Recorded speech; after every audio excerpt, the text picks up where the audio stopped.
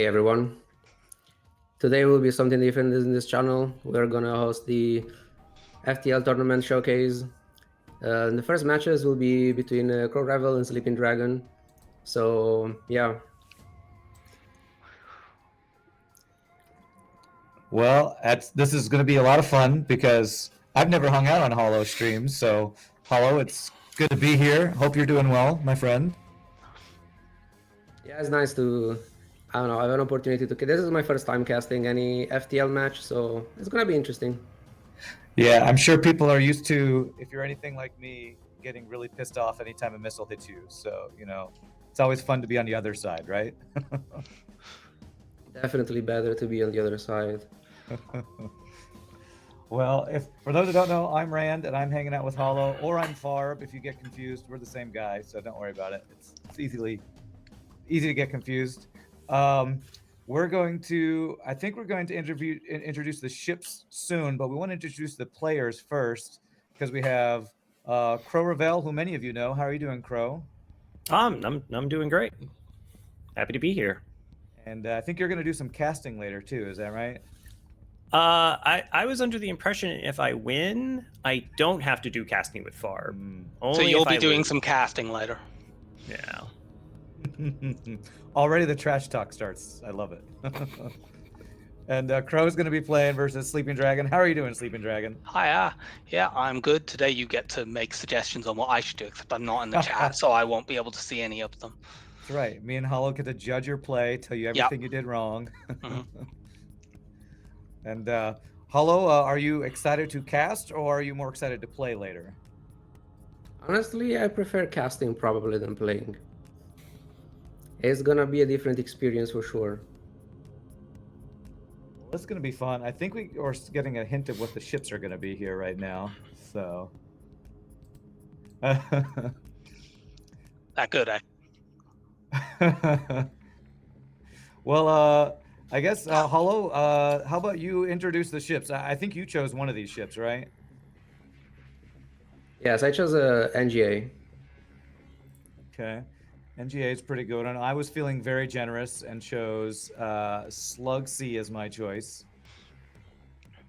And it looks like chat was, I don't know, is Mantis B generous or mean? I'm not sure if that's nice or not. It's boarding on a, tournament run. Outside of the early game, she'll be generally okay. Yeah. Which of these ships do you think you'd pick, Holo, if you had to choose for a tournament run? I'm not sure. Well, I'm in the mindset of having to play everything anyway, so you're flexible.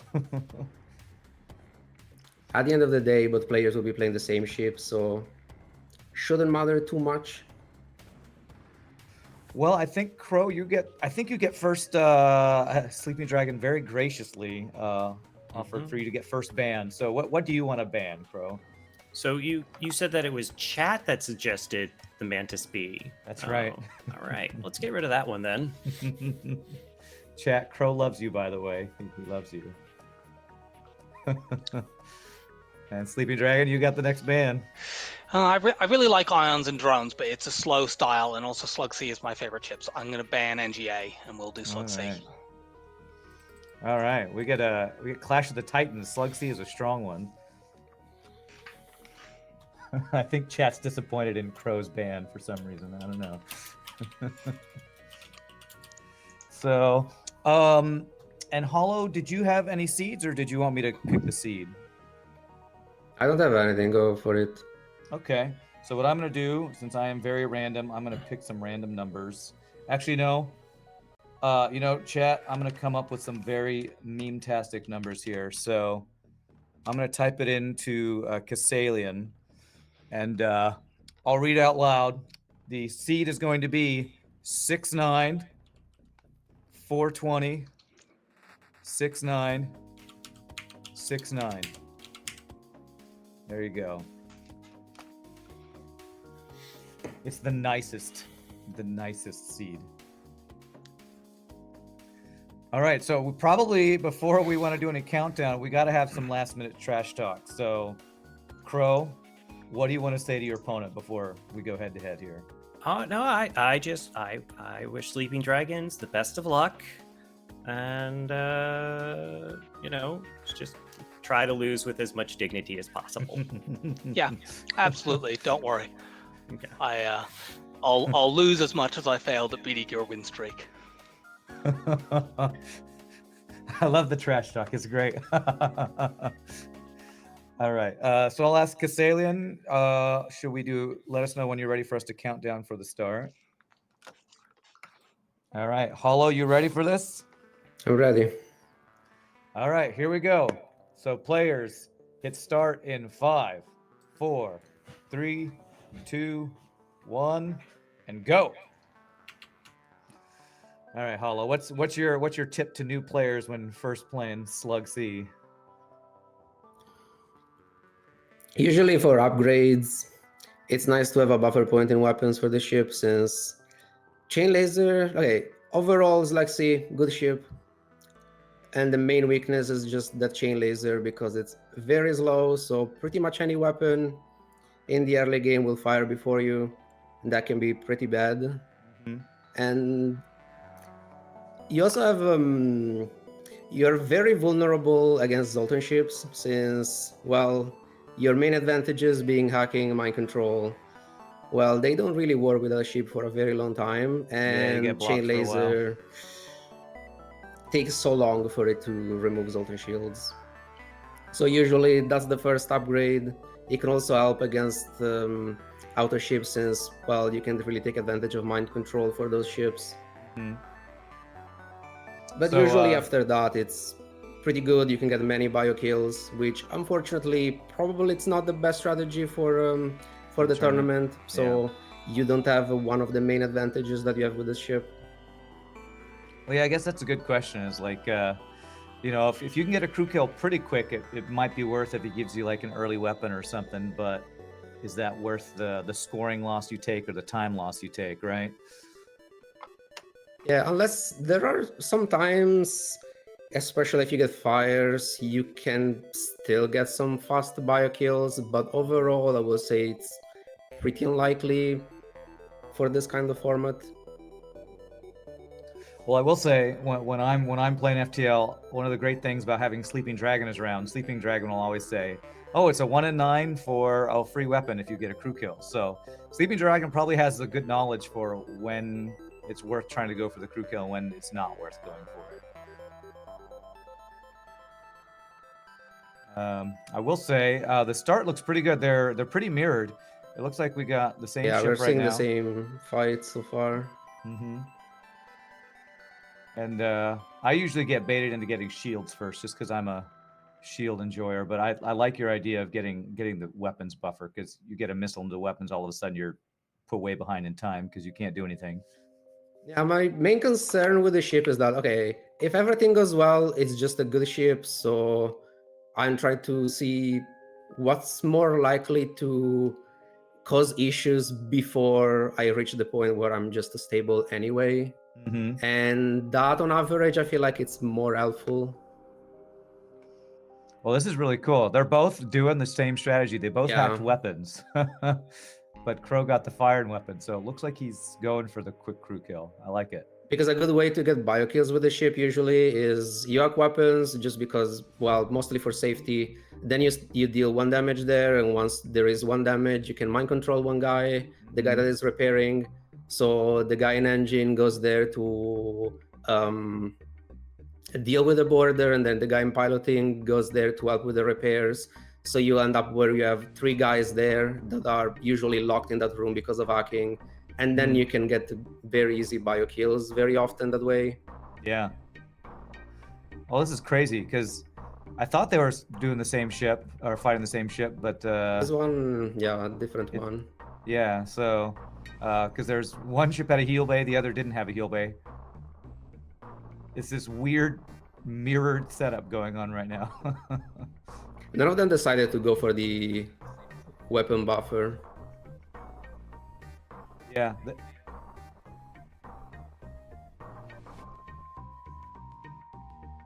I think the seat is the same. They're on different jumps. It's just very Sorry, chat. I'm hearing Cassalien in my ear, making sure we got the seed is working correctly. I'm pretty sure the seed is good. We just have two ships that are very similar at 2 jumps right next to each other, which is kind of crazy. Yeah, honestly, I didn't pay attention to their jump location, so I'm not sure. Yeah, I did kind of watch when they jumped, and I'm pretty Sister sure Dragon. we just have very similar ships right next to each other. We'll have to check the store. I see a halberd beam in the store, a heavy ion. A one Looks off like- for that Albert beam. Yeah, one off. And it looks like, okay, so Sleeping Dragon got second shield. Crowrevell. Ooh, Crow just got a double reward. He's about to hit that same store after this next jump, so we'll see if he is able to afford the halberd beam, because he hasn't got He has shields an yet. off, but it will be fairly greedy. We'll Yeah. see. Yeah, same weapon. So Seed looks good. He gets the halberd. All right. It's a very difficult call to decide when you want to push for that kind of stuff or not. Mm-hmm.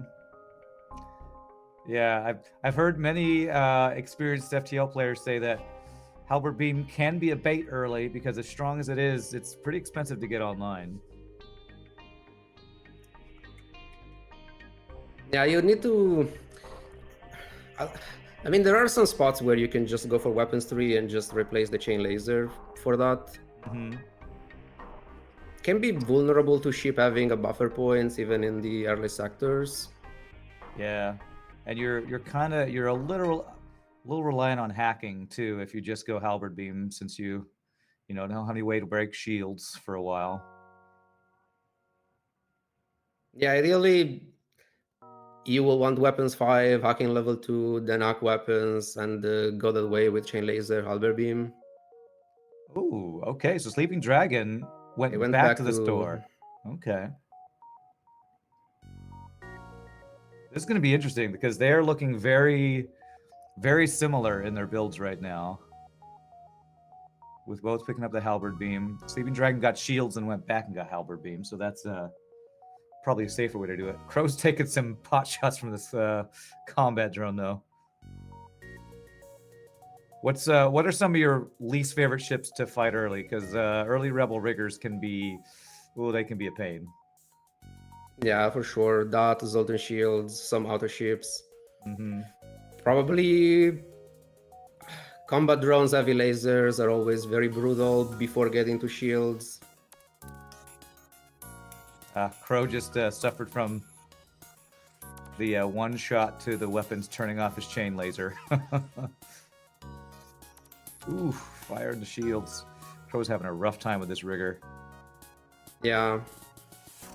Actually, I am overall not a big fan of Slugsea. It's probably my least favorite ship of the good ones. Okay. Since, I mean, in general, I really dislike chain laser. I've never been a big fan of mind control, even if can give you a pretty good advantage early on. Mm-hmm. But yeah, it's mostly chain laser being too slow. It really needs to hit this shot, Crow. Otherwise, it could be a problem. Yeah. I mean, they're running away, so it shall never die. But okay, got it. Okay. That was a very, very brutal fight. Yeah, that was a costly win, but he didn't lose crew. Yeah, these are those kind of fights where if you just play normally and you have a weapon buffer, shields 2 already, and no halberd beam, you will be almost perfectly safe.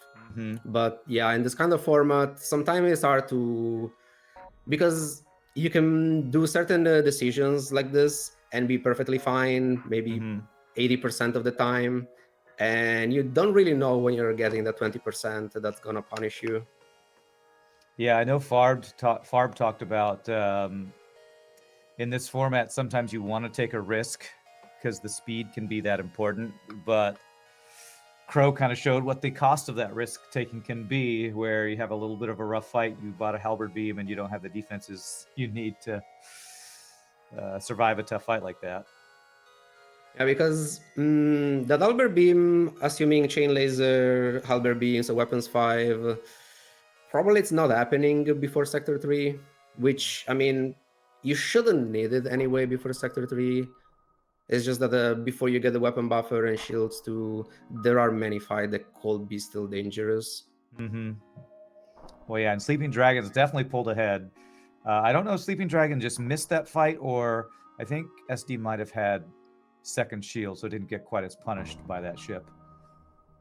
That did so much to Crow. I pushed the two shields a lot earlier, so I had to backtrack to the store to buy the halberd beam. Yeah. It's a different approach there. Yeah, it's kind of the more maybe safer approach, maybe the more less risk-taking approach that SD is getting rewarded for now. Because Sleeping Dragon's a good half a sector ahead, because I think Sleeping Dragon took Uncharted Nebula, so Crow's choice is going to be I didn't see what were Uncharted the or options NG. for the Sector 2. Mm-hmm. Yeah, NG and Nebula, so Sleeping Dragon took the Nebula. Okay. Yeah, NG Sector, definitely not good for score. Good for time, though, so... Yeah, that's true. I was surprised when Sleeping Dragon took Uncharted Nebula, actually, because I would think... I guess an empty sector is good for speed. You can get through it quickly.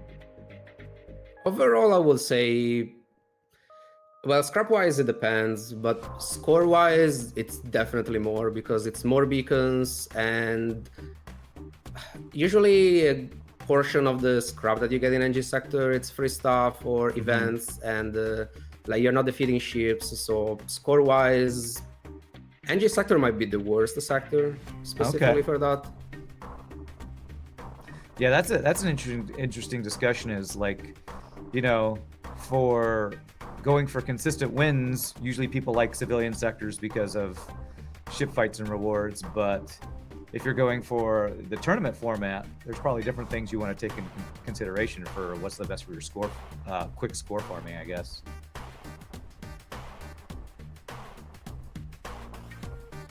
All right, so we should be seeing Crow's sector choice here. Let's see if he takes the NG or the civilian. I mean, Uncharted or Uncharted.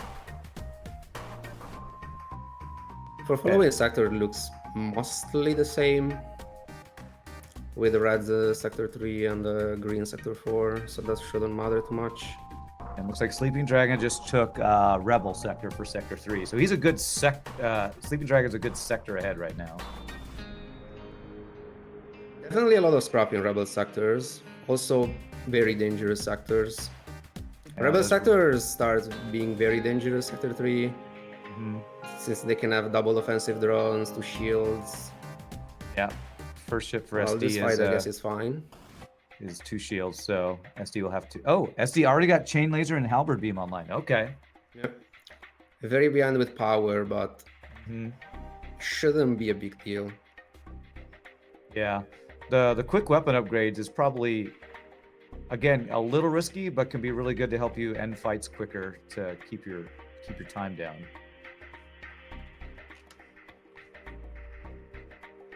Nice double reward there. It's a little tough fight for Crow here. Burst Laser 2.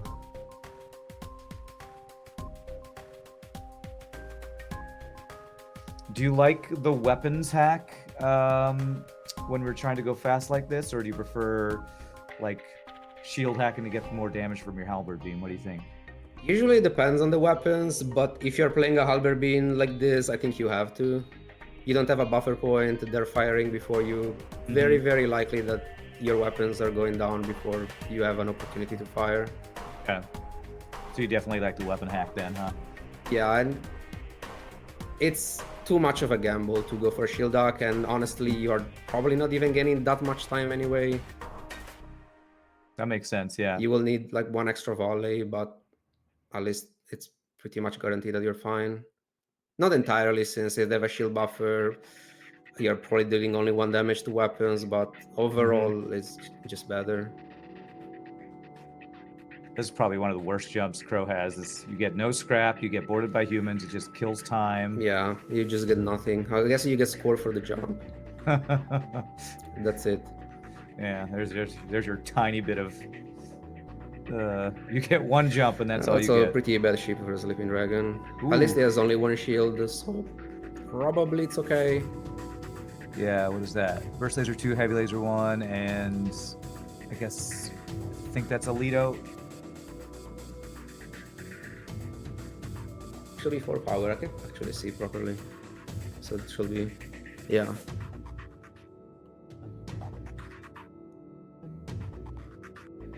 Yeah, but SD's weapons are definitely making short work. I'm pretty impressed with SD's power management, swapping back and forth, shields, weapons, halberd beam, chain laser. I play so much no pause that power management is one of the most annoying parts of it. So. Yeah, you definitely have a lot more flexibility with pause for sure. There are more things that you can. I feel like in general you can afford to play with I don't know. I will say no pause. It's probably relatively comfortable to be maybe 2, sometimes 3 power behind. With pause, you can go a little bit further. Yeah, playing low power feels like its own kind of skill, especially when playing with pause, where you kind of min-max when you need your power where.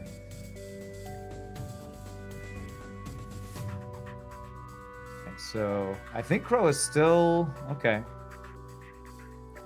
Crow is definitely taking extra jumps in this Uncharted Nebula, not like beelining It's through not the a exit or anything. scrap. Yeah, true. Yeah, he should probably save I it for would that chain laser. probably have pushed for weapons, since like for a weapons upgrade, just to I don't know, be safer and faster. Since I feel like with those weapons, you don't really need a store as much, so you don't need to keep that money as much. Well, Sleeping Dragon just got another store and bought a second halberd beam. Okay. We're going full beam master here for SD. Yeah, probably not very useful until you get clocking, otherwise it's just too dangerous, since you will be committing yourself to a shield arc with slow weapons, but as soon as you get a clocking, then you're just done. Yeah, and one of the biggest things about halberd beam, double halberd beam, once you get it going, that's gonna be some fast kills too. Yeah. 1, 2, 3, 4. Does Sleeping Dragon have 5 power in total? 1, 2, 3, 4, 6 power in total. That is really low power strats. It's definitely more efficient, because if you can get away with it, like manage the power properly, you're saving a lot of scrap. Oh, the hack on the hacking for SD. Crow's getting boarded a lot, I feel like.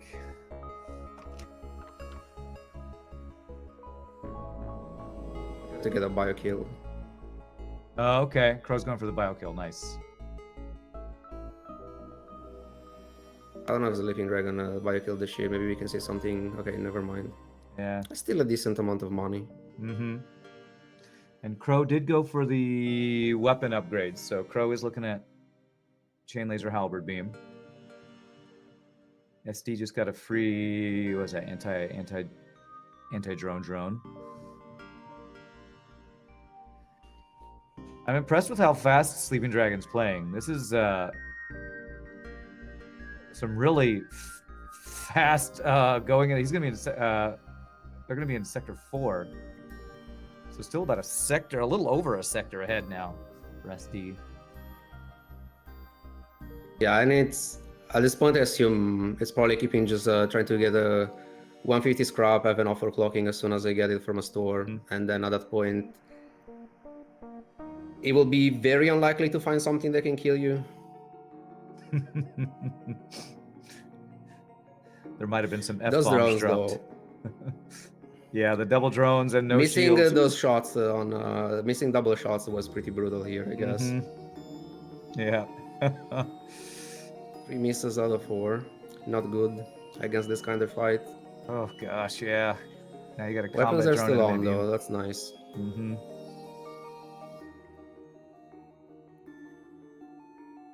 Okay, there's the double hit that SD needed. All right. Whew.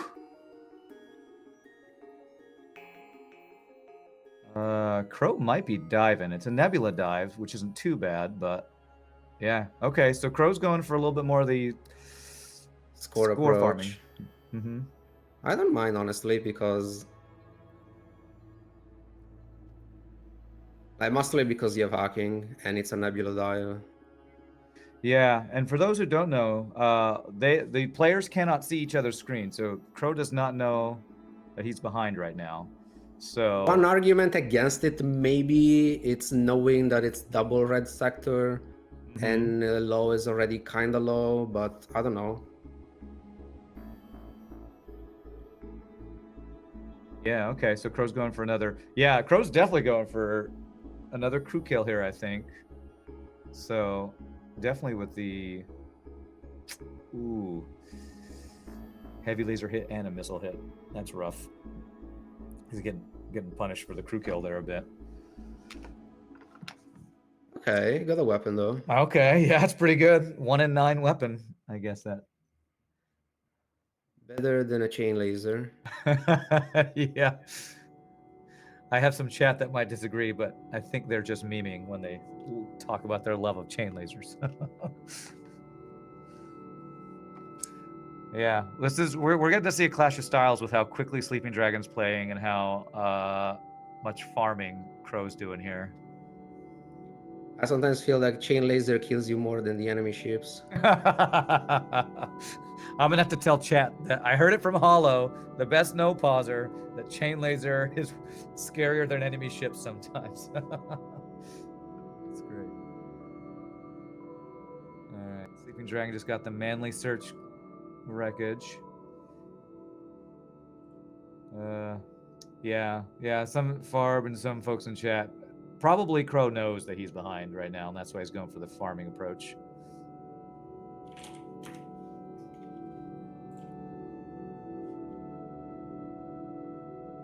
Oh, got a nice little repair there from Crow. Ooh, that's a Flak 2 dive ship, and he's hacking shields. Okay, I guess because it's guaranteed his halberd beam goes off before the Flak does.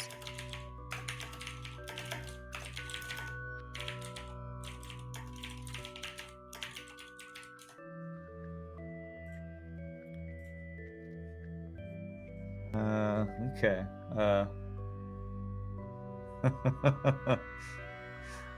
Mike Copley says it's a good assumption that he's behind unless he's playing against Mike Copley, who's going to be playing very, very slowly. That's great. It was Rebel and Rock for Sector 3, interesting. Mm-hmm. Which one did he go? Did he go Rebel? He did. Okay.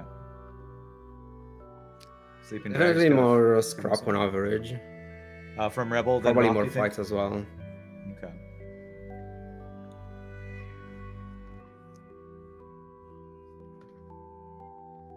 I'm curious how quickly SD is going to go for the halberd beam second upgrade. You probably wait for cloaking, like you said, right? Yeah, usually once you get a halberd beam and you have hacking, the only thing you want is that. Okay. So that should be the priority for everyone, I assume. Okay. Yeah, SD did get a Zoltan at some point. I assume that was a free crew.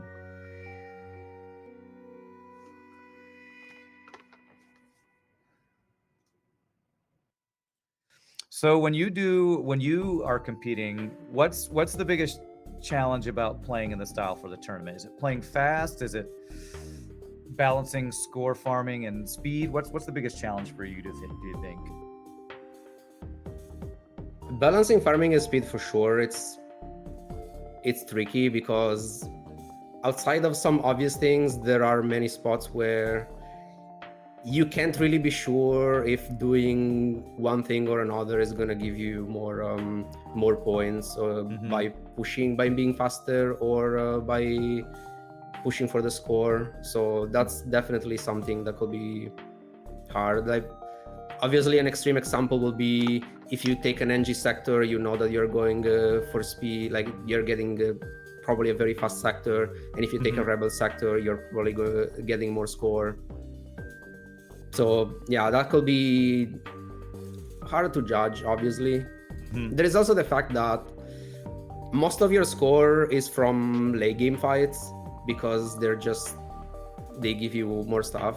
Yeah. And at the same time, late game fights are faster because usually you are just stronger at that point.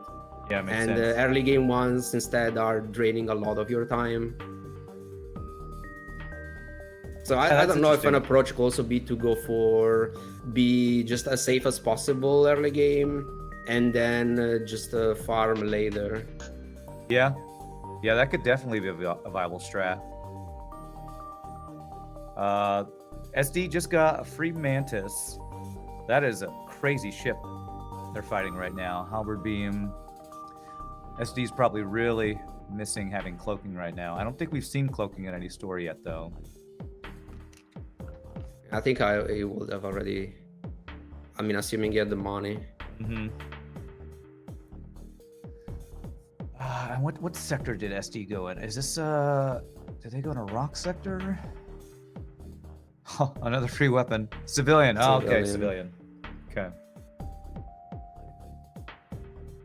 Store. Aha, no cloaking.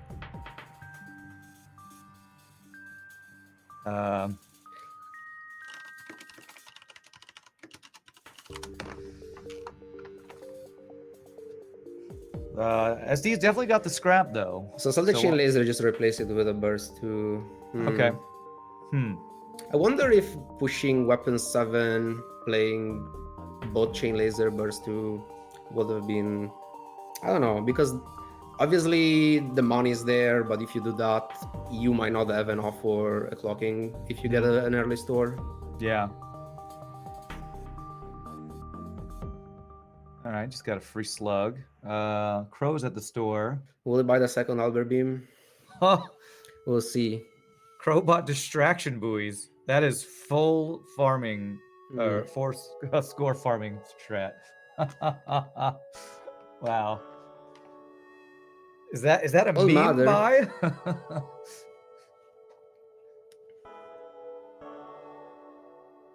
That is like going all in on the score farming.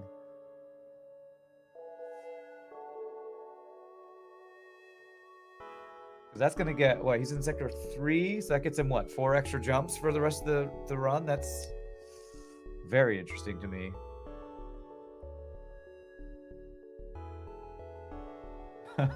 Yeah, chat says we're gonna be here a while. I'm curious about the difference because at least we are seeing, for the most part, a similar padding. At least they're going in the same sectors. They've seen the same stores, at least so far. So. Because sometimes you can go for a very different approach, but also the padding is very different, so you don't get too much of a comparison. Sure. But this time it could be a bit more reliable to compare. Yeah, because I mean, it feels like SleepingDragon's so far ahead that it won't be close. But if there's enough scrap and score makeup from Crow, maybe the tournament score will make it competitive. It's hard to tell in the middle of the run, though, you know. Because the SD's in. Yeah, we're playing fast. Like I feel like every time I try to play fast, especially if I care about pushing time exclusively, I feel like I realize that I make misplays like 2 seconds after I do something every time. So it just happens very often because you cannot think as much. So sometimes you have to do, I don't know, just decide, do something. And sometimes you realize that, well, maybe it wasn't exactly great. Yeah, that's a good point. When I did the one show match I did, one of the biggest things was I couldn't stop and consider all my options. You know, you just have to kind of instantly make a decision, you know? Yeah, it's definitely a very different mindset. And SleepingDragon just bought cloaking, which is great, but also stealth weapons, which seems weird to me with a double beam build, to be honest. Because beams do not affect your weapon, your cloaking cooldown. Did it buy it? I didn't see it. Yeah, that store Okay. had cloaking and stealth weapons. I guess, I don't know, maybe to auto-fire burst laser or something. Seems a little interesting. I'm a little confused by this. With I know clocking that pool, I SD would likes try to stealth push weapons. for weapon 6 as soon as possible, maybe even remove the burst too, but I mean, Yeah. you don't really have to. That's there's a- probably because usually when I push exclusively for time, I try to aim for just weapon 6 Mhm. since it depends a bit on the weapon setup, but usually going beyond that, it's not cost efficient for the time. Mhm. Then again, it also depends on how greedy do you really want to be for the time. Yeah. Well, what's interesting also is when Sleeping Dragon bought that stealth weapons, there was a pre-igniter at that store, so there was an option of skip cloak, get pre-igniter, which would be really risky, I would say. Yeah, honestly, not a fan of it, but hey, it could give you a lot of time, and then you could still get clocking later. Mm-hmm. Yeah, definitely risky to not take cloak when the first opportunity you can get it. So Yeah, especially since it's the only thing that you really need after having those weapons. Oh yeah, Sleeping Dragon just needs upgrade, and they're ready to kill the boss with this build. There's the weapon 6, double halberd beam. All right. Now time to fly for SD.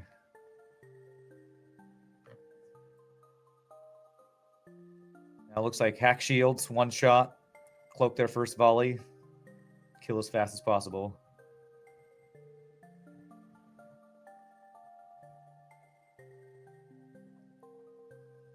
There's the freeze ultimate for Crow. That must have been the one that Sleeping Dragon got. Another thing that about the pre-igniter that could be problematic with this setup is unless you have also playing a weapon to remove shields immediately, you still have it's a bit delayed because you have to wait for hacking anyway. Mm-hmm. If you have all those weapons online, sure, then it probably perfectly fine. It also obviously fight situational. Yeah, I know it's definitely good to melt a Zoltan shield in phase 3. True. Mm-hmm. But even that, it's maybe, I don't know, what, 15 seconds? Yeah, I feel like a lot of people overvalue pre-igniter if they're waiting on hacking anyway, you know? Because it's a big investment of scrap to get a pre-igniter online. It is very expensive. I don't know, there are probably situations where just getting another weapon online is probably better than having the pre-igniter. Then again, everything, it just depends. I'm going to quote you because so many questions on my stream, my answer is, it depends. And people hate that answer. It's like, well, if Holo says it, then you know it's right. It's mostly because in this game, you never know when and what is going to punish you. Mm-hmm. Because most runs are fine. You just get your stuff, you get decent weapon, you find your systems, you don't find any particularly bad fight before you get that stuff online, and then it's okay. Mm-hmm. So you can do many different things and it doesn't matter too much.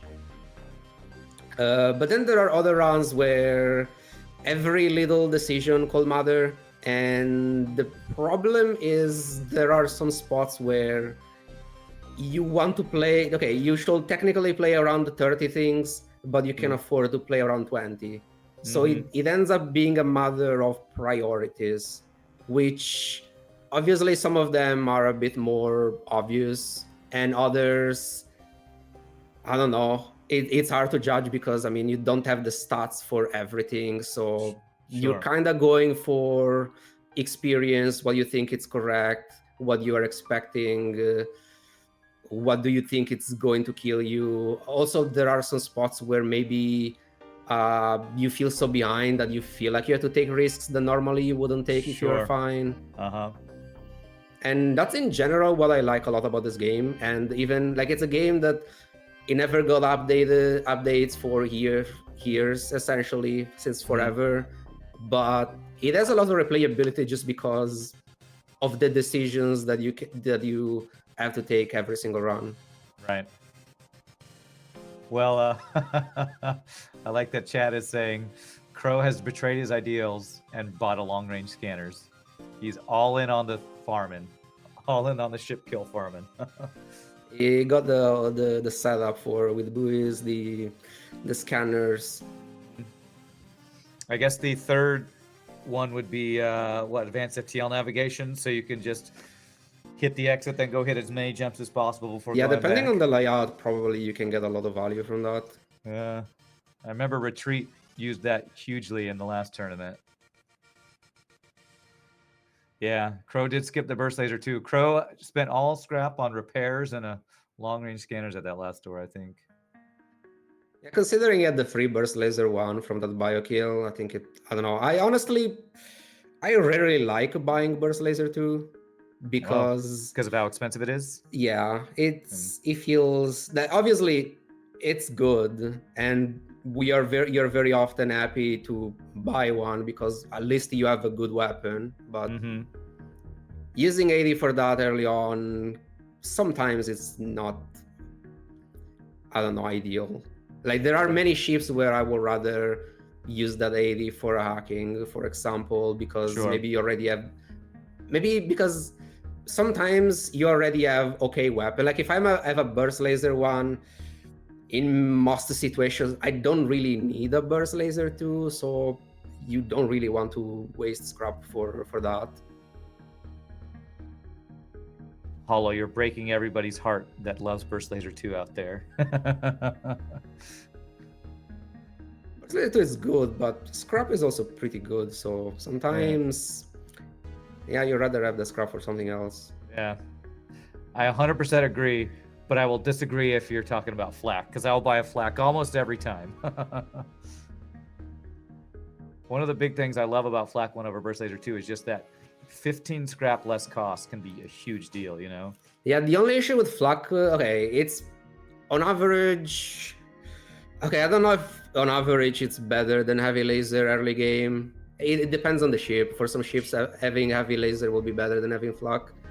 But those two are probably some of the best weapons that you want to find early on. Nice. And the only issue with Flak is when you get it on a ship that doesn't have other cheap weapons for actual targeting. Yeah. Like for example, I don't know, maybe you get it with or when you get it, for example, on ships like NGA, so you either play just Flak with a combat drone, or you have to push for weapons 5, or you just play that by itself. It gets expensive, and depending on the fight, it can be a bit awkward. But I mean, you're still happy, obviously, if you find an early Flak regardless, because it just makes pretty much any other laser weapon that you find after just very good. Yeah. Well, I'll be quoting you about many things you've said this stream already, Holo. So Flaks are good, and chain laser sucks. I'm keeping a list of things I'm quoting you on on my stream. Yeah, chain weapons in general, unfortunately, in this game, your first volley is just too important. So having that one delayed to get more value afterwards, it's usually irrelevant.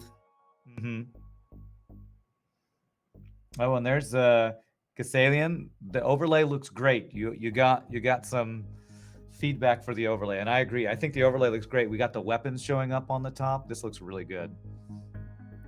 So it's not a surprise that you get the chain laser ships that starts also with hacking. Yeah. That tells you a lot. Maybe some devs knew that chain laser needed some help. Yeah, maybe they tested it and they realized that it wasn't exactly amazing if you cannot do something. How about the enemy weapons? I don't know. Crow is now using chain and burst together instead of the halberd beam. Which is probably good because his weapons keep getting targeted by that burst laser. Yeah, definitely more of a struggle run on Crow's side. Yeah, and he's crew killing right now, I think, isn't he? Is mind control piloting? Yeah, wow, he's even trying to crew kill this Yeah. ship. I mean, at this point, probably if you commit on an approach, might as well go full for it. Mm-hmm. Yeah, he's basically all in on the getting double rewards from crew kill strat, I guess.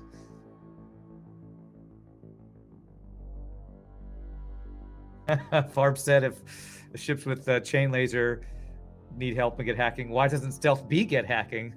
Stealth B needs the help more than that chain laser ships do. Probably, maybe it would have had hacking if they added it before the advanced edition. I mean, Man. with the advanced edition. Yeah, imagine Stealth B with starting with hacking. How And to be much better? fair, I mean, I don't know, but maybe Stealth Beat's not that bad on normal and easy, which were the difficulties before Advanced Edition. That's Because if you, once you get clocking, obviously it's not like the run is fine, but it's a lot better once you can afford the clocking level 3. Mm-hmm. And since you get more scrapper on lower difficulties, maybe even just that change will be, I don't know, enough. I'm not sure. It's a very long time since I played on easy or normal, so Yeah, or without advanced edition turned on. then obviously I don't think that she was ever meant to be particularly good, which is fine. It's that's the thing. I think it's perfectly fine to have stuff like that in the game. It's just annoying if you go with the win streak, win rate perspective, which obviously was not something that was intended at all to win streak this kind of game. Pro just discovered that he had a Force Zoltan, and you can tell he is not having a good time. He's at 8 health right now, just going into the Zoltan sector. He's a good 2 sectors behind, and has Force Zoltan, so we'll see how he can survive that. At least the ship is not particularly vulnerable to police, but it's true. Police and shields piloting is still pretty bad. And he did get that one Mantis, and he's got the mind control, but still, you never want to hit Zoltan Border Police. But yeah, it's a good point you bring up. You know, we talk about Stealth B needs help to start, but the devs pretty much, when they were designing the game, were designing each ship, I think, on a theme, you know? And so the theme of Stealth B was, I guess, glass cannon, you know? Yeah, a big weapon, but very vulnerable. Mm-hmm. I think it would have been... Honestly, probably my favorite change for that ship would be to have like some sort of glaive beam plus, which it's either 3 power or just a faster version, similarly to what they did with like Stealth C and like the dual laser, which is or advanced Flak. So like the theme is exactly the same. You're not really changing anything else, but you're just not as vulnerable early on. True. If they did that, because even just having the weapon a little bit faster, you could probably pre-clock weapons like mini beam, burst 2, small bomb with clocking level 2. And especially mini beam, it's usually one of the things that kills you the most with a ship. Yeah. So even just that kind of change could have done a lot for the ship. Well, Crow went with the pre-igniter, so maybe he can pick up some time here. Is it still weapons 5? Okay. Yeah, he's still weapons 5. Still the burst 1, I have the chain, okay. I wonder if selling the chain laser, because obviously it's a lot, I mean, it's a lot better with a pre-igniter, but it doesn't change too much in comparison to the burst. I don't know if getting that 7 extra scrap would have mattered too much. Maybe a few more repairs. Probably, I mean, it's one of those things that it's probably relevant. Yeah, so that's interesting. We talked earlier about if you're waiting on the hack on shields, pre-igniter's not that valuable, but he hacked weapons, pre-ignited to mind control the pilot, and he was able to get the 1 damage through the 2 shields. Yeah, I think for Sleeping Dragon case though, he had already 2 halberd beams, so in that case, I think committing to pushing weapons for the shield up and having cloaking would have been better. Mm-hmm. But in this case, I can see it. Sleeping Dragon just got 4th shield, had a store with a 3rd halberd beam. So if SD had bought Pre-Igniter, could have Sven maneuvered 3 halberd beams. Actually, it's something that I never even tried to do. The Sven maneuver? Yeah. That'd be interesting to try in the tournament. That would be very interesting.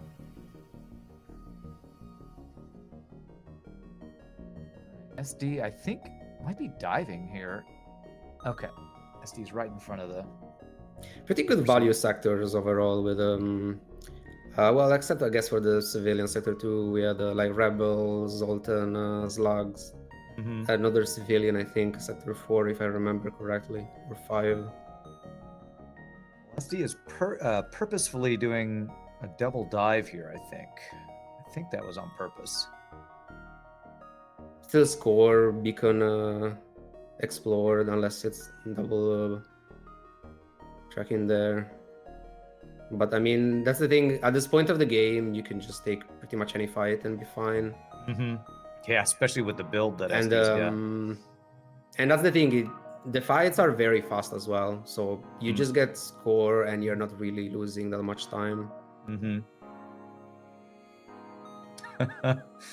Looking at Crow's face is how I feel every time I'm behind. Just, what else can you do to me, FTL? How else do you want to punish? Because Crow does not have cloaking yet either, so some of these... Was the Pre-Igniter in the same store that that cloaking? I think it was, yeah. I think the store that Sleeping Dragon got cloaking was the store Crow got Pre-Igniter.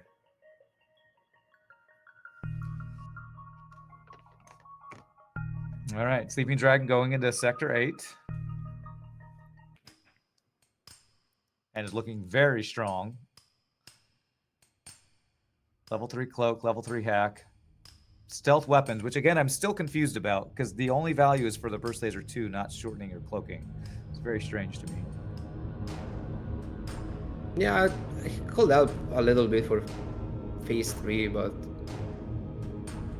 I think it's mostly maybe I was in a situation where he felt so far ahead that why not? But yeah, obviously not too much value for this setup. Yeah. Somebody in chat said that there was no cloaking in that store. Okay, maybe I misspoke. Sorry, Gaussman. If I misspoke, apologize. Of course, I didn't have cloaking, I see. It's weird, then that might have been 2 different stores that Pre-Igniter, because I think the store that Sleeping Dragon got cloaking had, or maybe I'm just getting the stores mixed up, if possible. Yeah, that one I'm pretty sure I had both. Okay. Sector-wise, they took the same sectors though, right? Pretty sure. I think so, yes. So that's Crow nice. Crow went civilian into the Force Zoltan. After the Force Zoltan, I don't know if I remember which sector Sleeping Dragon went to. I was looking at Crows. I'm curious about the final in-game score with this different approach. Yeah, because Sleeping Dragons, with how strong they are gonna have a really good score. But Crow took the distraction buoys, is taking some extra dives, going all in on the score farming. Chip is almost maxed, I guess. Wow. That's crazy. Probably a few hundred scraps off, but definitely better than an average run. Sleeping Dragon's trying to bypass defense run and failing. Ah, there's Crow. Crow just got the cloaking. Okay, nice.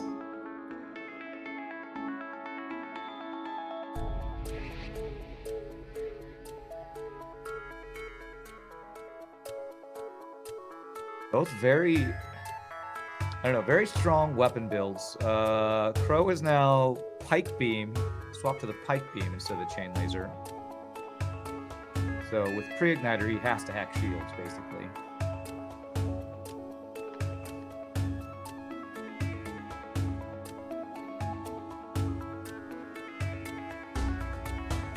Alright, Sleeping Dragon's coming up on the boss fight soon.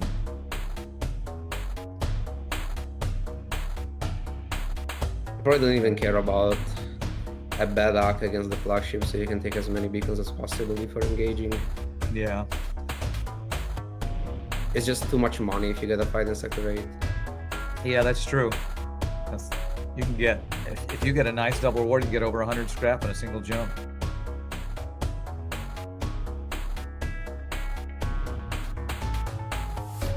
Alright, is SD, alright. Yeah, okay. They're gonna take one more jump, it's empty.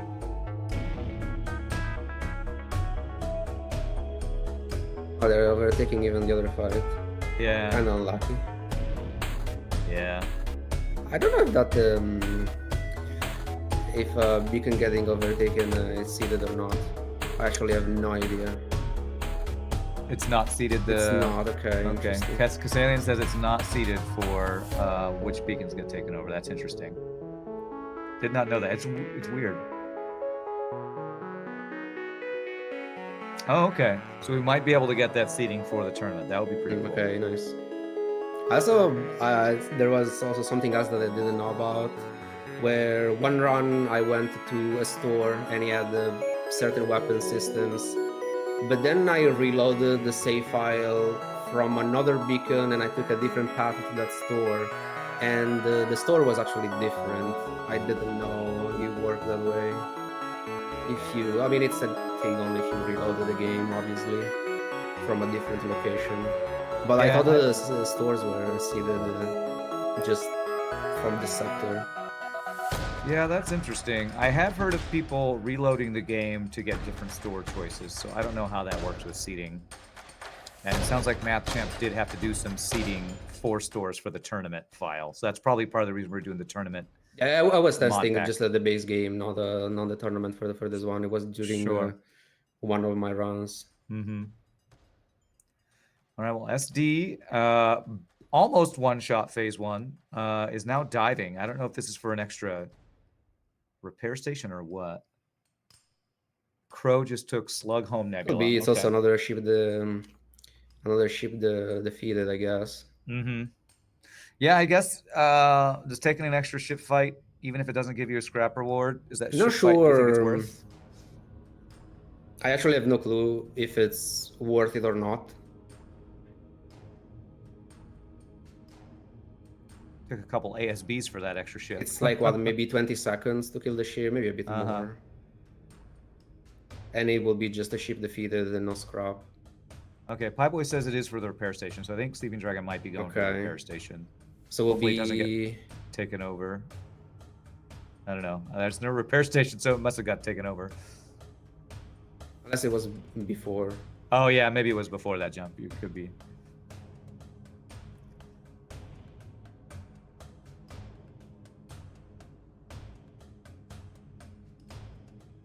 Crow is fighting his way through Sector 5 Slug.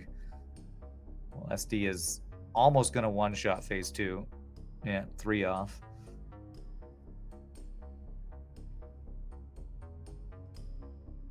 So SD is looking very good for time.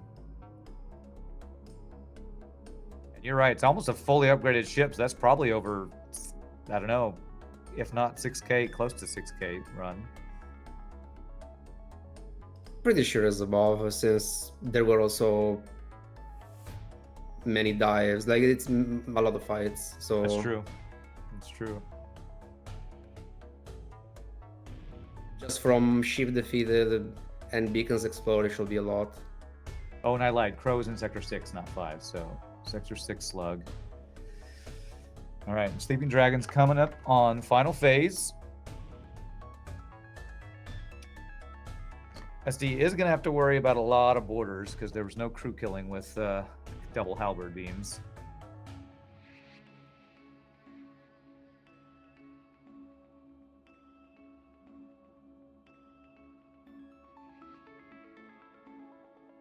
Right. Coming up on time soon for SD. Okay, it's going to be one more volley.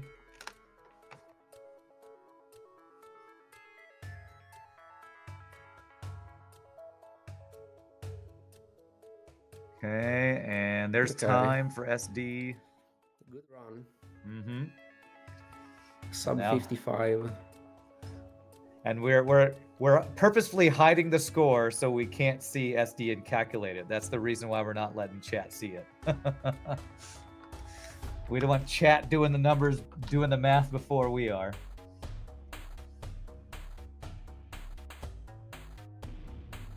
Right. I can never tell if Crow is happy or not because Crow. I mean, I don't think you should ever be happy when you play this game. That's what I tell my chat, and they never believe me, you know? If you're having a good time playing FTL, you're playing it wrong. Exactly. All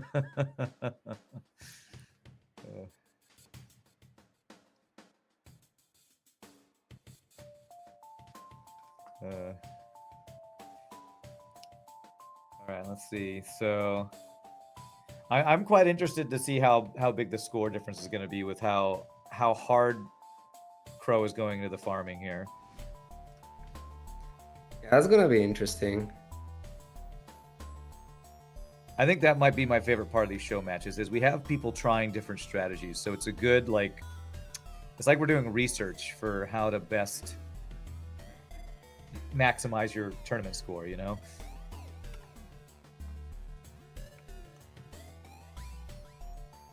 You want to I bio think- kill this one? Yeah, he's trying to go for an O2 bio kill. It might be too slow.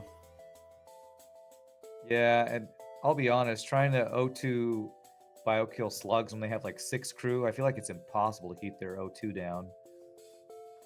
They just have so many crew to repair. This one he can definitely bio kill, the coffin ship.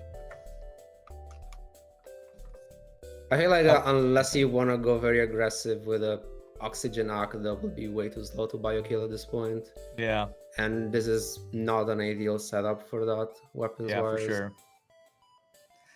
Honestly, I find it often very hard to bio kill when you have beam weapons, like a halberd beam.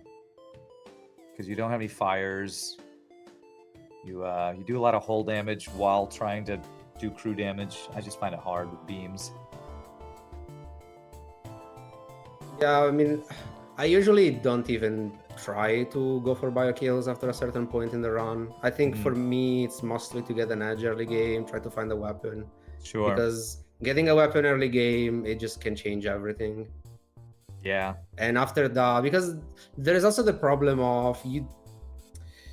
I mean, on average, you're probably still getting money, but there are many situations where if you get a certain weapon, you're losing money instead of just getting a scrap reward. If you get crew, you might not even need crew, you're losing money. Mm-hmm. Also for the yeah, no, just that, I guess. Yeah, that makes sense. And especially for the tournament, because getting things like a free weapon or getting crew gives you nothing for the score. And so you might actually be putting yourself Especially for behind. score, that's definitely not good. Mm-hmm.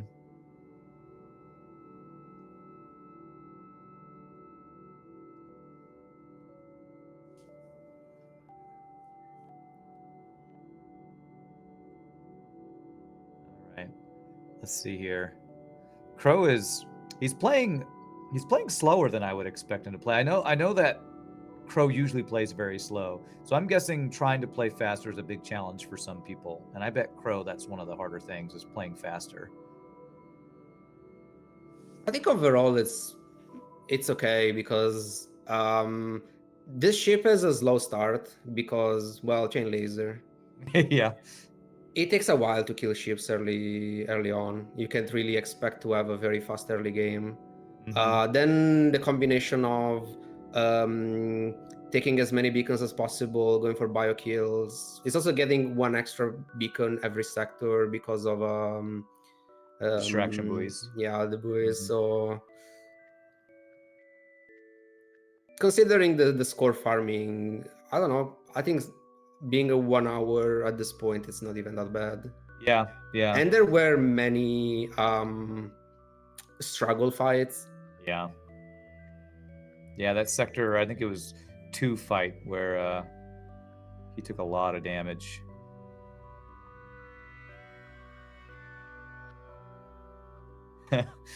He's also getting a lot of dodges on his chain laser. Definitely a bad weapon. Yeah. Where's Julian versus chat who loves chain laser? This is not your favorite run. Chain laser not pulling its weight right now. Yeah, I think the hack 2 is also coming back to bite Crow right now. Yeah, especially in select sectors, very likely to find the 4 shielded ships. Mm-hmm. 5 still not that likely, but well. But it is a slug sector, and slugs like to cheat. Could always happen.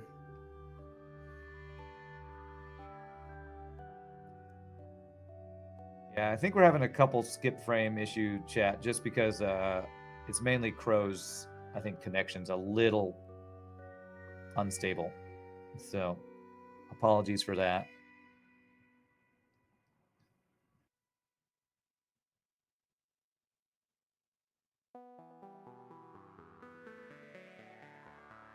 Crow is doing something that's interesting with the pre-ignited chain laser. He's firing while he's hacking, which is an interesting strategy that I don't think I've done very often. So the laser chain laser hits the shields. Yeah, considering still you have works to with shot to hack. the ship anyway, the chain laser damage. I mean, it could matter obviously in certain fights to deal more damage in weapons, especially if you're removing evasion with the beams, but yeah, that's an interesting way of using hacking. I don't know if I've seen very often. Yeah, Cassalien does say we're having a little bit of latency issues with Crow, so apologies for that, chat, but it's not too bad. Yeah, Farb, you're probably right, because with only level 2 hacking to get through the shields, probably had to do that. Just a little interesting that I don't see that very often.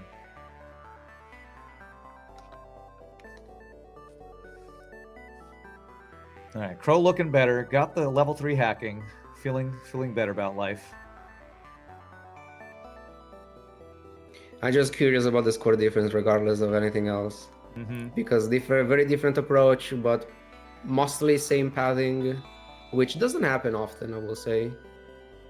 Sometimes even just taking one different sector, then it changes the entire run. So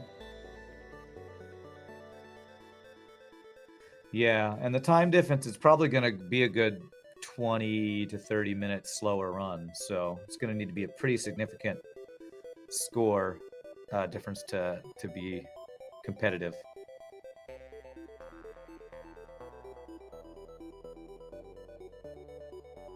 Not sure what should be the threshold with what should we expect for like a 20 minutes difference? If it should be 1K score or even more, I have no idea. Yeah, I liked Farb, by the way. I liked your score description video earlier. Or was it? Was it Farb that did the score description video? I guess he did the. It was Crow that did the score description video. Farb the explanation of the formula. Yeah, of the score formula. Farb did the how the voting goes. But it's still math on stream, so it still breaks my brain. So it's especially hard to know when you're doing the run thinking, what do I need to do? Do I need to go faster? Do I need to farm more, you know? Just do both. It's so easy. Just win, just do both, just buy a house. It's so easy. Flagship is trying to run away, always a bit annoying. Yeah. At least he has the kill with Albert. If he misses this, he's gonna... Okay, good. Got the kill.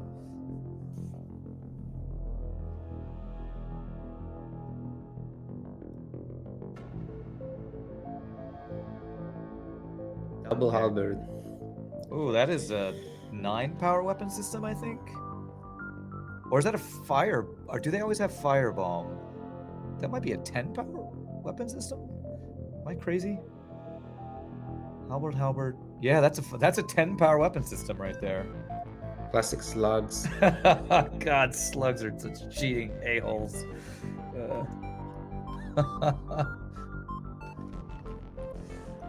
Oh man.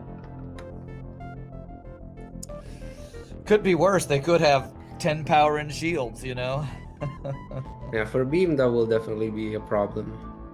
Yeah. This slug ship stole their build from SD, the double halberd beam build.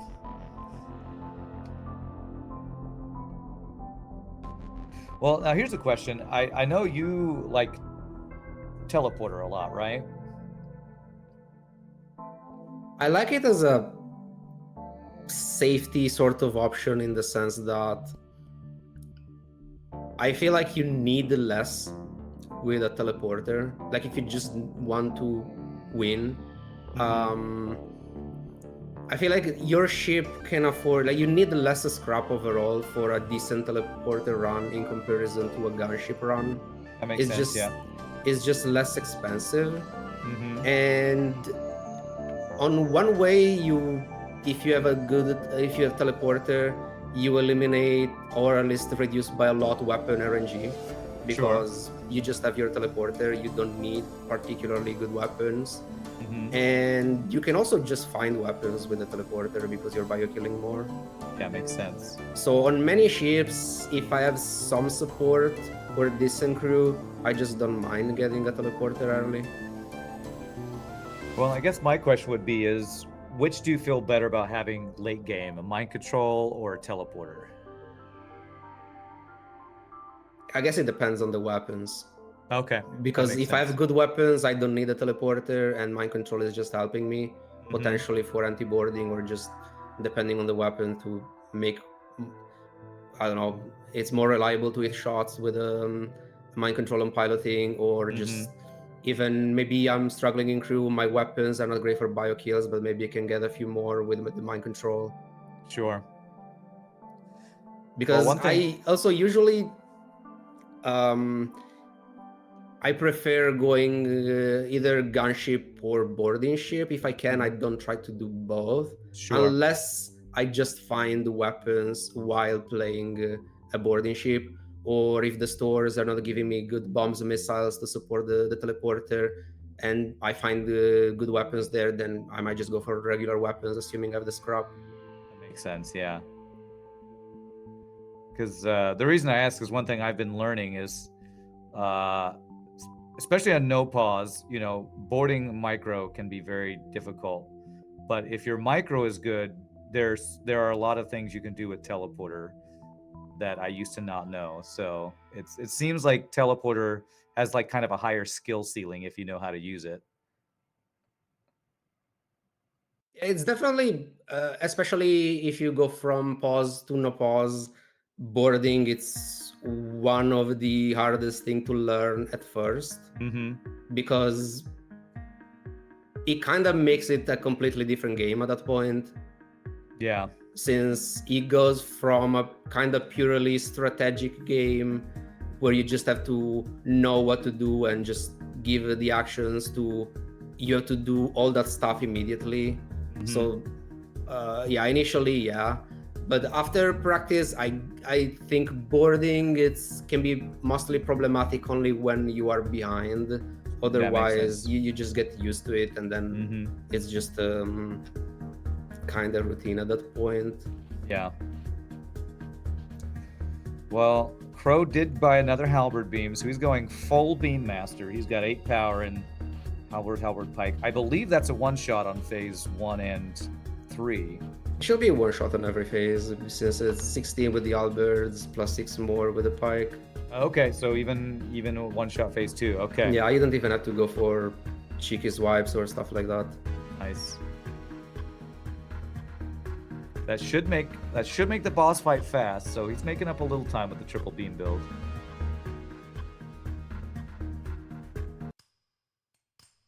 Farb says after playing No Pause a while, you realize you have more time to do stuff than you initially thought. Yeah. Yeah, also because most fights you can see the enemy ships before the fight actually starts, so you can just it's only a few fights that just start immediately, and those are very annoying because okay, the fight just starts, react immediately to whatever you're fighting.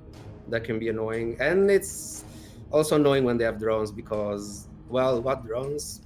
And you have to start before you see what they have. That can be annoying.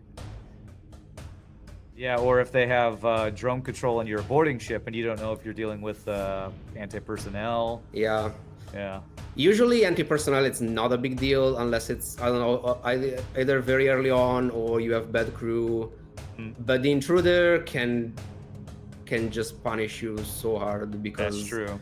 Intruder in a bad spot can be very, very brutal because you might not have the enough crew to react in time to kill it quickly. And especially on certain ships layout, it can cycle between two very important systems. Oh, yeah. It's very easy for that to go out of control. And obviously, if they roll it with like a rigger, so you have that plus hacking, then it can be very, very bad. Or even with just other offensive drones, depending where it lands. Farb said that's why you can win 2 no-pause runs at the same time. Who did that? Did you do that, Holo? Farb did. Farb did that? Oh my gosh.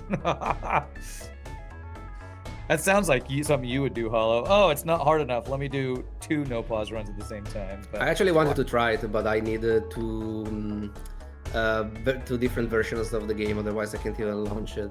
I cannot launch two separate instances. Yeah, I wanted to try it on good old games in Steam or something like that.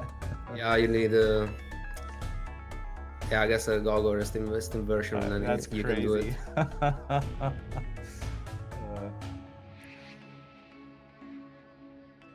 All right, here we go. Crow is coming up to the boss. Let's see these triple one-shots. I want to see it. Those are pre-ignited, so should be pretty fast. Yeah. It's a good arc.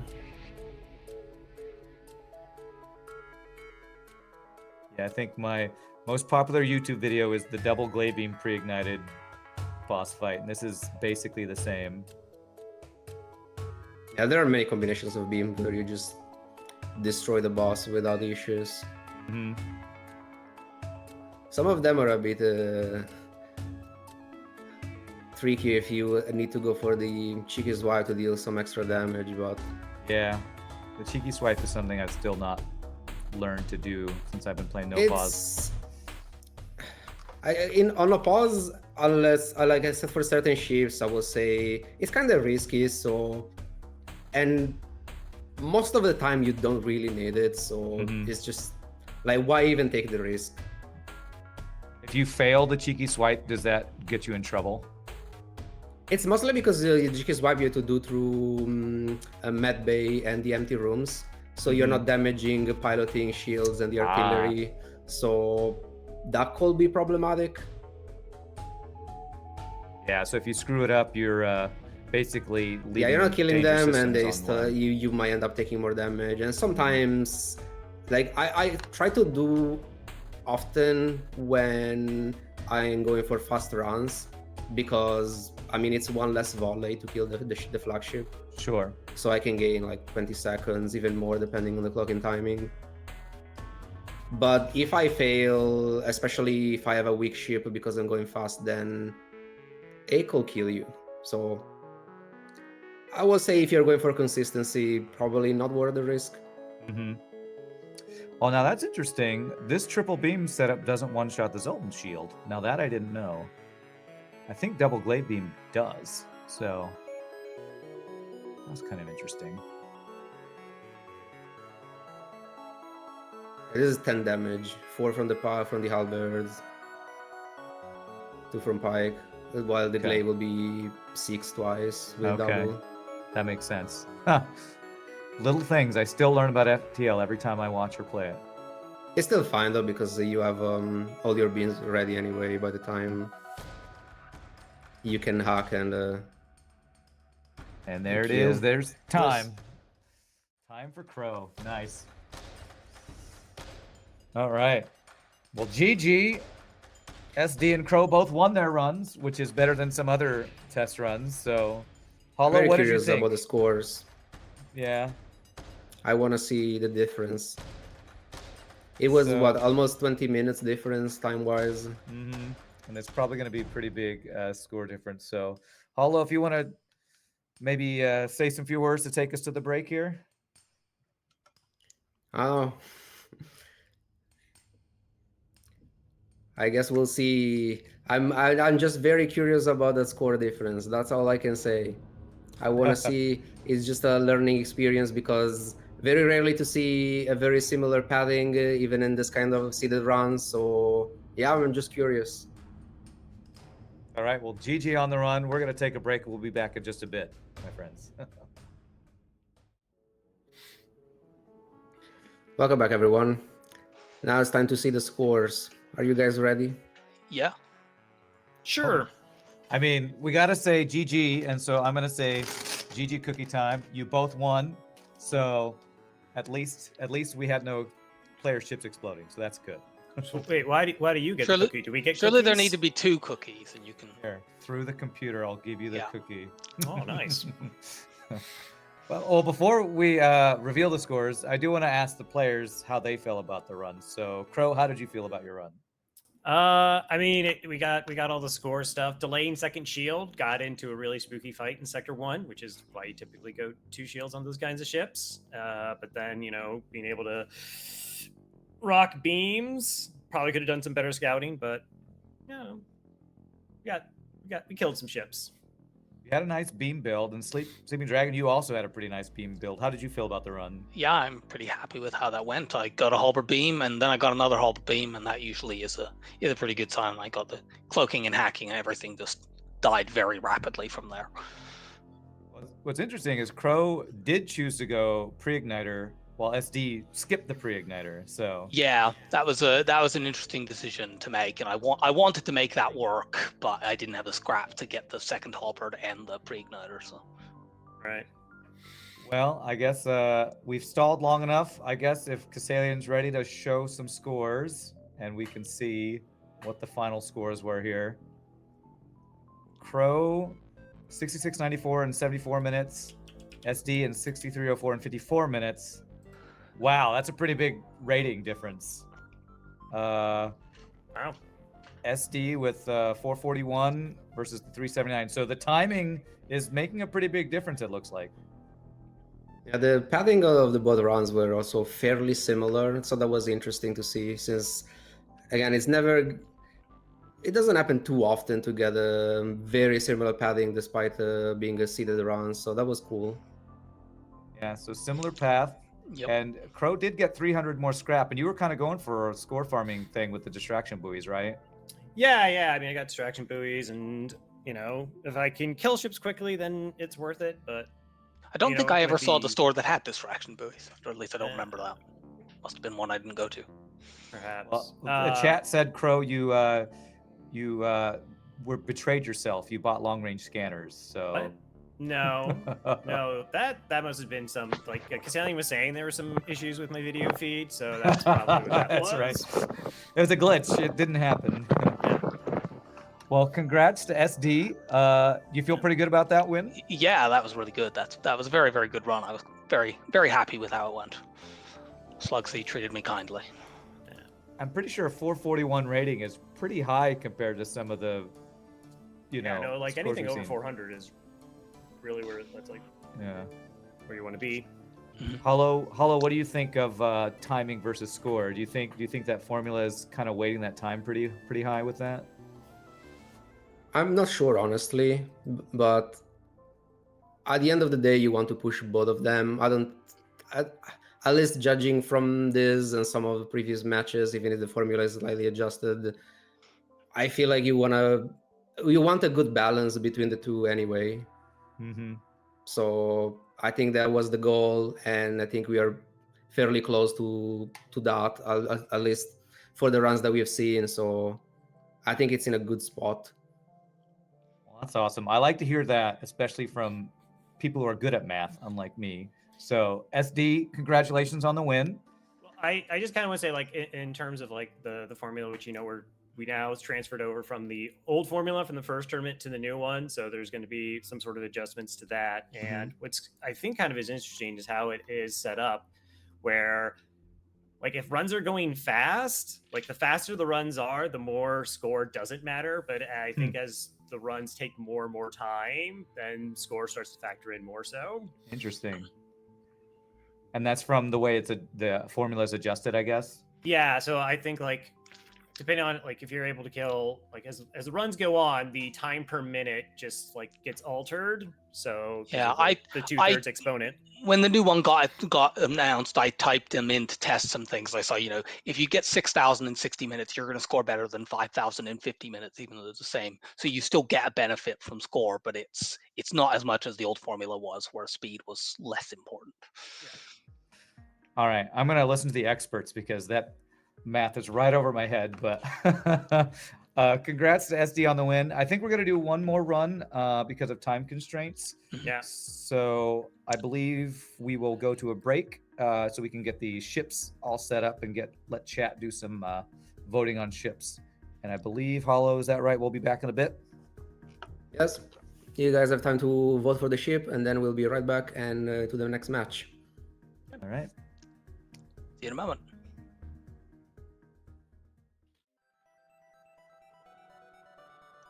Welcome back, everyone.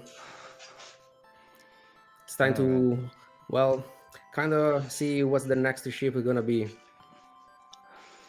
So we have 3 ships. And of course, I think from what I saw in chat, we might have some not as nice choices this time. Shocking. I know, Very shocking. surprising. Chat is banned. Hollow, what ship did you choose? I chose Rockby. All right, chose Rockby. That's an interesting one. I chose Stealth C, which is an interesting stealth one. And from chat, I believe we might have the Streak Killer. Is that right? What do we have? There it is, the Stealth B. And so, Crow, you chose to pass your ban, right? That is correct. All right, SD, you got first ban choice. Okay, I am going to make this easy and ban Stealth B. Chat, I go applaud. away. I No. applaud your decision. All right. All Crow. right. It's tempting, but it's also Hollow's channel, so I'll ban Stealth C. We'll do Rock B. All right. Hollow, what do you think of Rock B? Oh, it can be interesting, the decisions for maybe some early fire bio kills early on or not. I don't know. I'm kind of curious about possibly different approaches. Well, this will be a very different ship from the first one, that's for sure. So I think we're probably ready to swap over and get our seed inputted. And Hollow, do you have a seed for them this time? Yeah, I have a seed. I don't know exactly if it's in our numbers, but it should be fine. It's 441, 442, 443. Ooh. Does it load the entire thing? Yeah, that looks like that Good. works. Okay. And 442, 443. we have the no vent humans, which I completely disagree with, versus walk into no doors. So we have a nice ship head-to-head going on here. All right, so it looks like both seeds are good and ready. Both players are ready. Yep. Any last-minute trash talk for this rematch here? No.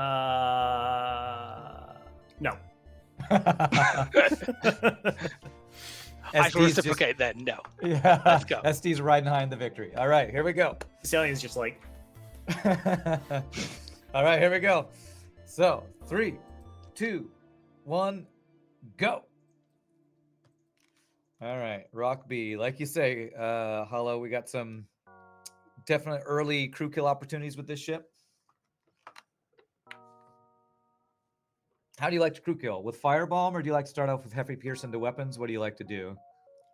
Usually for safety, just a firebomb, and then if you feel like they cannot repair weapons in time, you can just switch to a firebomb. I'm also curious if they like going for weapons for early to have both weapons online Mm-hmm. immediately. What do you like? Do you like the second shield first, or do you like the weapon upgrade? For regular runs, I will go for shields for sure. Mm-hmm. But for this kind of runs, I'm honestly not too sure. Okay. Interesting. They both got the first same fight, and they both got first shot into weapons. So great Yeah, you can trolley even FTL vent start. oxygen on the ship to reduce the odds. Yeah, it's true. Do the smart Early targeting store. thing. It's enough to buy a weapon. Not amazing Pro go weapons. shields. All right, they both go shields. Let's see, they both have the same path here. Okay, they actually diverge this time. Okay, different fight now. Mm-hmm. Running away ships definitely annoying. Mm-hmm. Especially if you end up missing shots or need to fire too many shots in weapons to stabilize. Mm-hmm. Yeah, heavy pierce is a weird one to me. Like, I kind of like it because when it hits, it's really great. But having a single shot, have a chance to miss, always is like, ugh. If that misses, you feel bad. I used to not like it that much, but now I like it a lot. Oh, yeah? Since it's just a fast 2-power weapon that pierces one shield, that deals 2 damage. Like, it's just a heavy laser that it's sometimes worse, sometimes better. Like, it's definitely better early on since you don't need other weapons.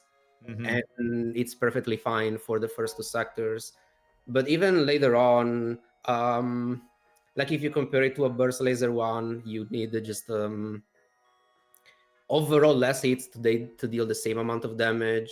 Also, you have a pretty high fire chance in comparison, so you can just get fire bio kills from time to time just because of that. It just feels fairly reliable, and it's fast, so that's always nice. Yeah, fast weapons have so much value early, that's for sure. Also, specifically for, well, obviously Rokeby, like having that buffer point, it's actually very nice. True. Those are many misses in a row. Definitely not something that you want to see. By the way, Holo, chat likes your face cam, your NG face cam. You look just like they always imagined you to. Took a lot of effort to make.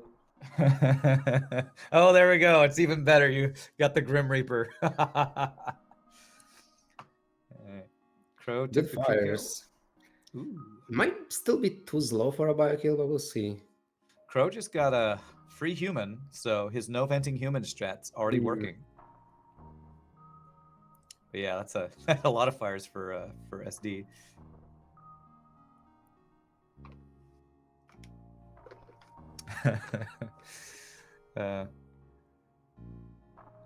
This will be a guaranteed bio kill. I don't know if it's worth the time. That's the thing. If you get the good weapons, it will be, but the odds are low. So on average, I'm not sure. Yeah. Okay, got it. Oh, that was a double scrap reward. That might actually be worth a double scrap reward.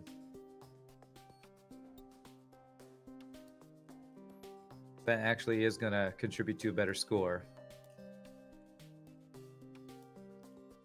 But yeah, I agree. Early crew kills can be big value.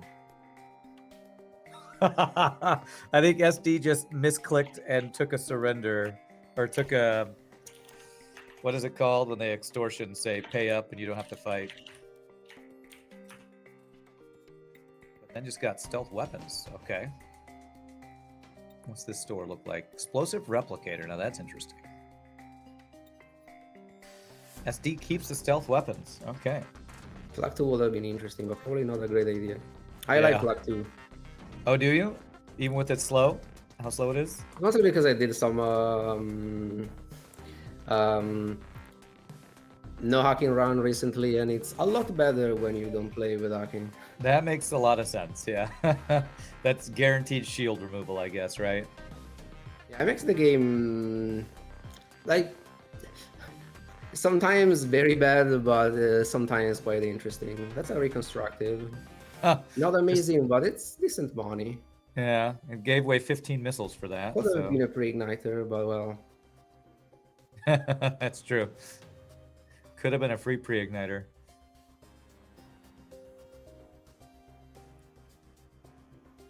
Quite interesting to see what Crow does at the store, since SD. Stealth Web, was that the same event or was it in a different Yeah, spot? I think it was the same event. Yeah. Okay. And Crow will probably see a reconstructive after this, because I think that's when Sleeping Dragon got reconstructive teleporter. Oh, Crow did get Flak too. Alright, the other one was from the missile trade. Mm-hmm. Okay. Okay, Flak 2, interesting. Mm-hmm. Ooh, Firebomb, blue option. With Oh, an okay. Okay. Okay. Different things. Yeah, we have a little bit more kind of diversion here. Or oh, here we go. The missile 15 trade missiles. for the Yeah, there it reconstructive. is. The reconstructive. Okay. Farb likes Flak 2 even a normal run. Okay. Some Flak 2 enjoyers here. Hollow and Farb.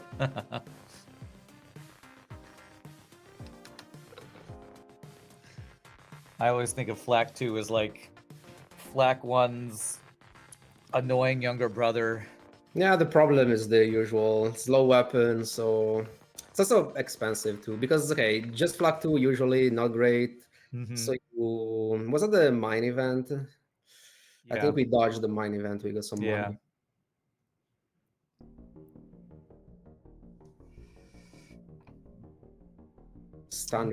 Scanner is hacking. Okay. Interesting store. Is SD still keeping stealth weapons? Okay, gonna sell the stealth No weapons. drone parts. Get the No hacking. drone parts in two entire sectors. That's Yeah. Wow, that is crazy, because Crow has 7 Yeah. and is a little behind. very different this time around. I wonder if Crow got like a deliver 5 drone parts event or something, and I missed it, because that's a big difference this early. Trade drone parts, okay, I missed that part. Drone for the reactor upgrade. Oh, okay, so there was the event for that. Okay, I missed that.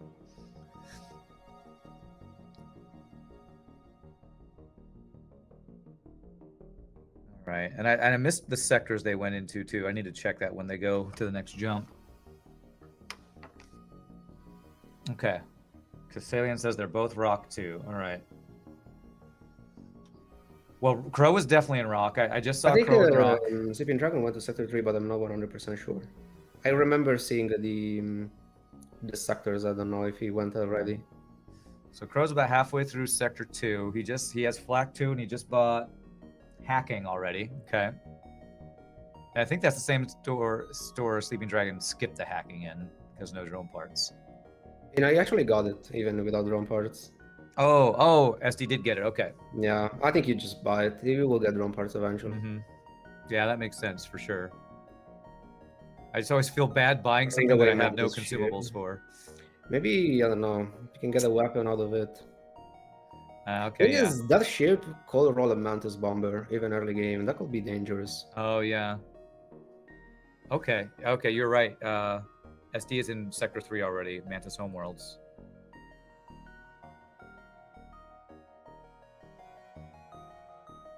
Sleeping Dragon is playing fast. I am impressed. Yeah, unfortunately, not having not even a single drone part in case of a bad fight. Mm-hmm. That's scary. And just Ion Stunner Heavy Pierce is like, it's kind of like NGB, a single Fire miss and you're everywhere. screwed. It's not good. Yeah.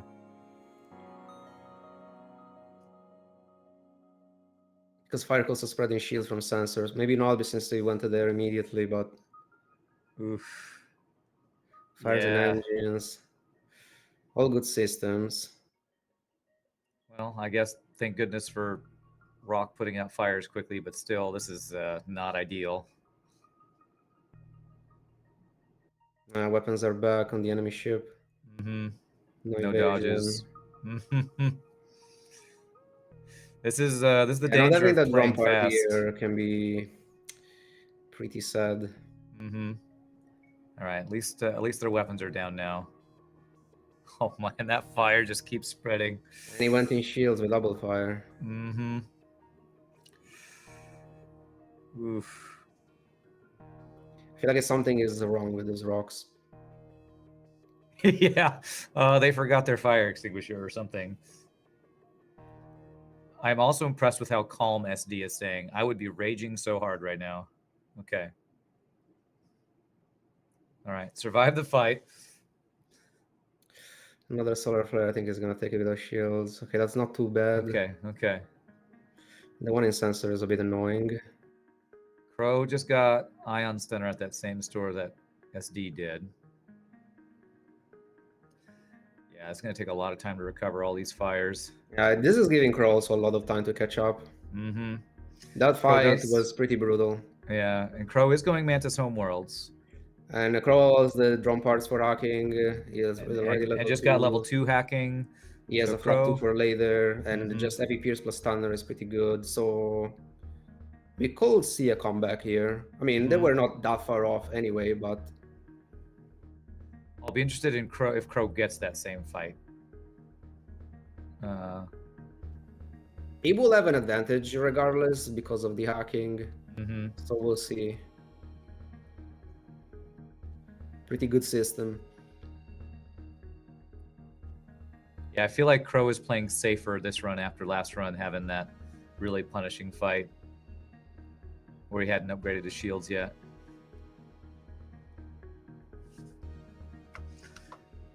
And it's interesting, Crow's gotten 2 free crew compared to Yeah, he no also has free the crew crew. advantage, which could be pretty big for this ship since no venting. Especially the NG, if he has another fire problem. Yeah, it's faster to move around for repairs. Mm-hmm.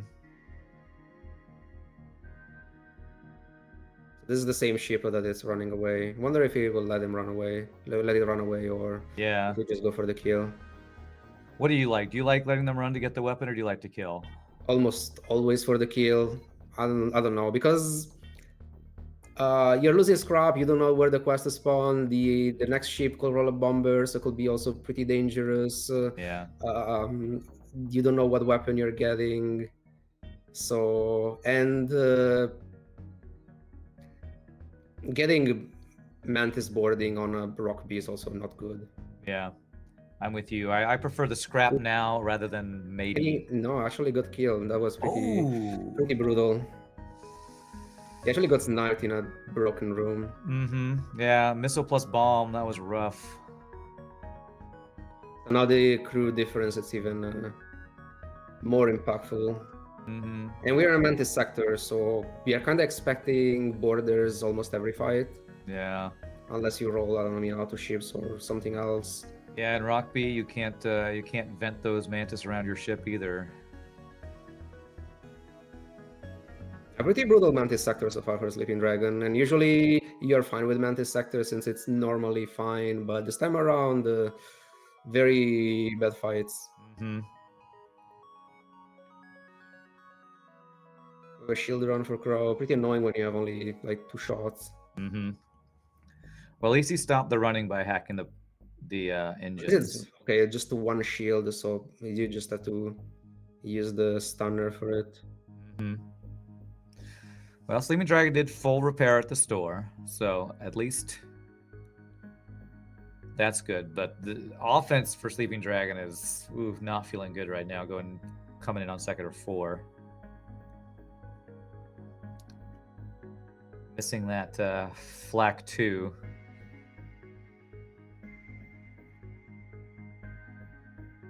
Honestly, somebody said this earlier. This might have been a buy teleporter type of run with these weapons. We're gonna lose a lot of time. Yeah. Crow just got free long range scanners. He doesn't want to buy it, but I guess the game. The game We'll gives you find no a way. choice. So Ooh, that's apparently the not pretty meta bad. is make a YouTube video about something not being good, and the FTL will give it to you over and over.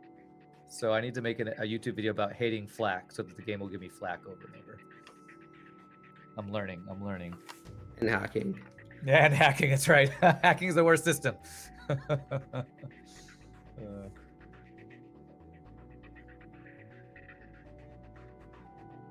So are you looking forward to your playing against Crowrevell next?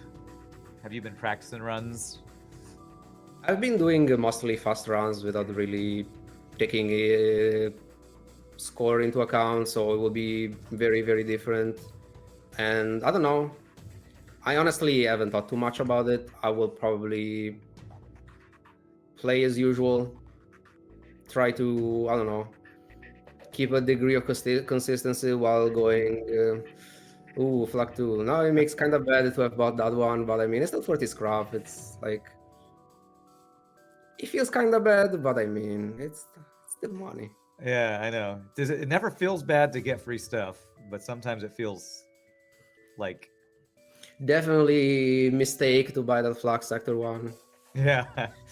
I call that results-based analysis. My results-based analysis says I should not have bought that Flak 2. Because it was also right before having enough scrap to play it, so... So you've been playing fast, is what you're saying, is how you've been practicing playing faster? Yeah, I was trying to do just fast runs and see... I was trying to push for...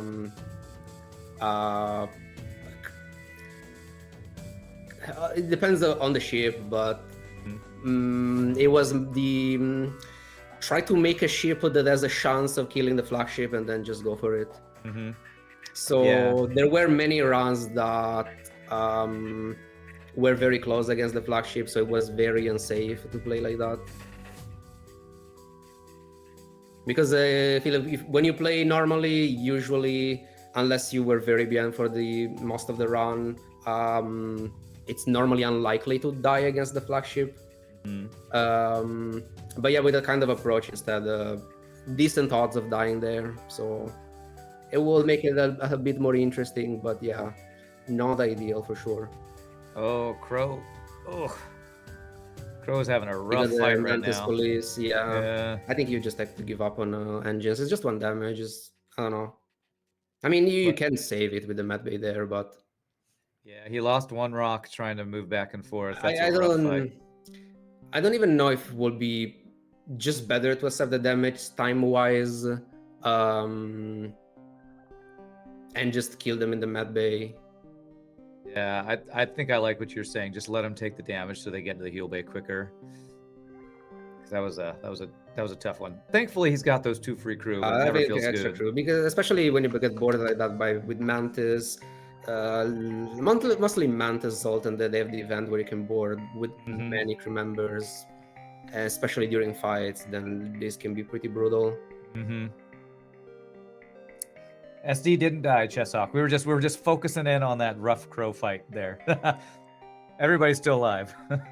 Although SD did lose a rock crew from being sniped, so they both lost 1 rock crew. You got one back though, so that's nice.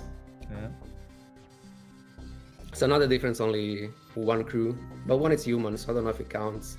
I mean, he can't vent him because there's no vent, but you know.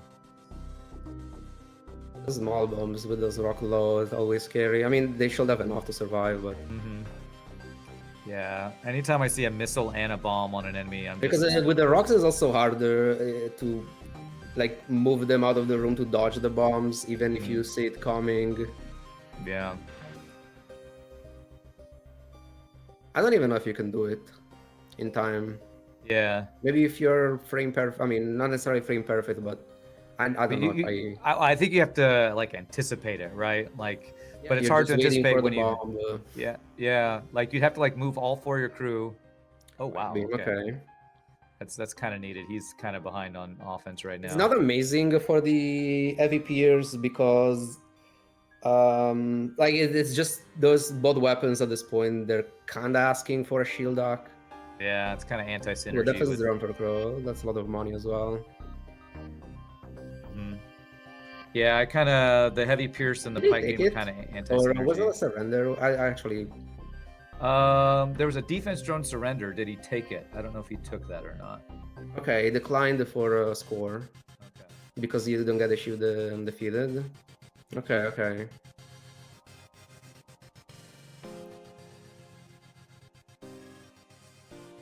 All right, so let's see. He takes rock control sector 4. Oh, look at that. Cassalien even updated the overlay. Thank you, Cassalien. So we got 2 sector rock, both at sector 4 rock. They're very close now. No double flak. Double flak 2. It's the new meta. Oh, these are very different builds. We got a flak 2 heavy pierce, and we have a heavy pierce ion stunner going into pike beam.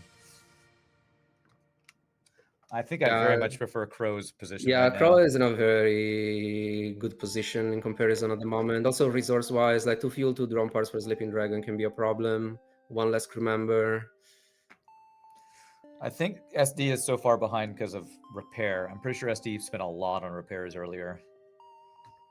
Yeah, it was very fast at sector 1 and 2, but then sector 3 was very brutal. And he lost a lot of time there.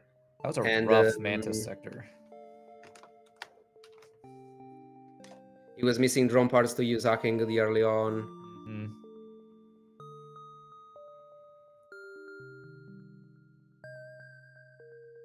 I will say, as good as Flak 2 is deleting shields, that it's going to be some slow fights, I feel like, with how slow the charge time is.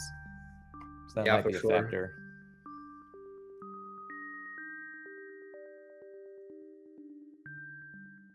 Ion Stunner Pike Beam. Not my first choice for a weapons build. Yeah, definitely not ideal.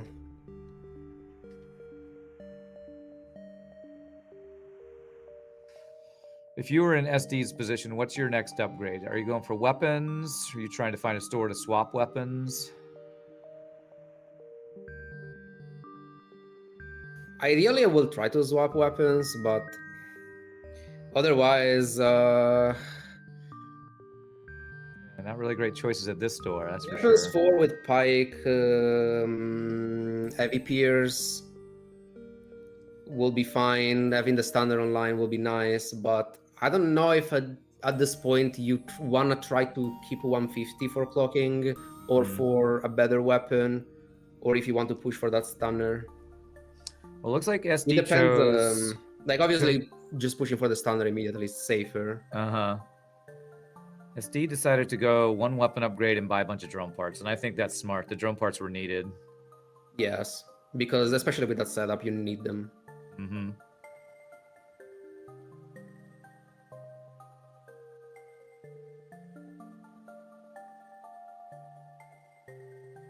Man, the Mantis are boarding them like crazy this run, too. The thing about the Pike, I guess, is that there are some ships where other beams cannot reach shield and weapons together. At least the Pike can reach them. Maybe if they remain with 1 shield, at least the heavy Pierce can still do something. While, that's true. I don't know, hacking is a cooldown. Mm-hmm. So there could be some spots where it's not that bad. Well, and that's part of the reason why I enjoy this tournament. We get to see some people who are very good at the game make different decisions and see how well they can play out those decisions. Yeah, in general, what I like about this game is the overall decision making, because even if you take good players, I feel like no one will play the same run in the same way. There will always be some minor differences here and there, and sometimes major differences. So it's always interesting to see different approaches. Yeah. Because, like, for many situations, there is no play that it's always correct, and for others, it's mostly what you want to play around. If you want to play around this or that, and on average, like, assuming you have perfect stats of everything, sure, one play is statistically better than another, but it's also a bit unrealistic to have that kind of expectation for every run where you just make the statistically best play every time. Mm-hmm. Especially when a lot of times it's exactly dependent on especially what in your this other format, choices that's were. not happening. Yeah. Especially when we force you to play fast, because playing fast means you don't get to think about those choices as much as you may want to. I think Crow might have a store coming up. I'm curious what his options will be there. Oh, is Crow going for a crew kill? Oh, no. I always forget the ship. He has an offer clocking as well, so... Oh, that's true. I was thinking there was only that human on that ship. He was crew killing it, but no. Also, if you get a random beam, you're just fine, like, done with weapons as well. That's true. That is something I don't give enough credit to Flak 2 for. You find one beam and you're basically set. Yeah, you just want something like locking or hacking to delay, and then you're fine for the most part.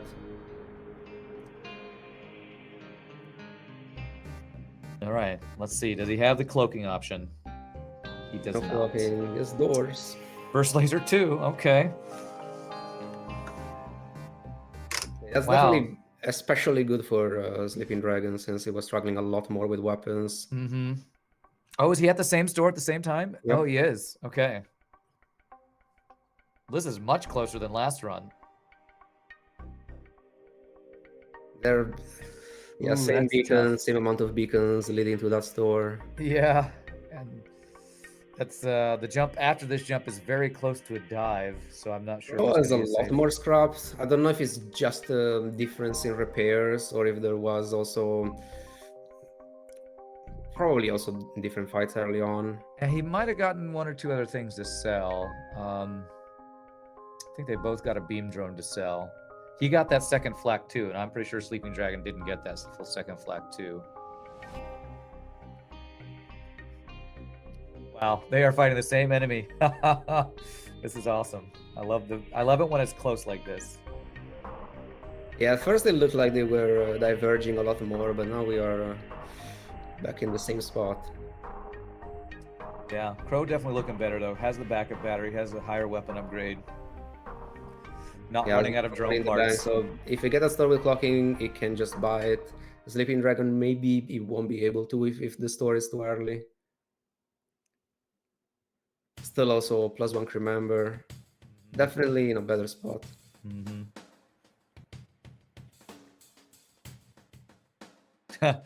Double bomb rock.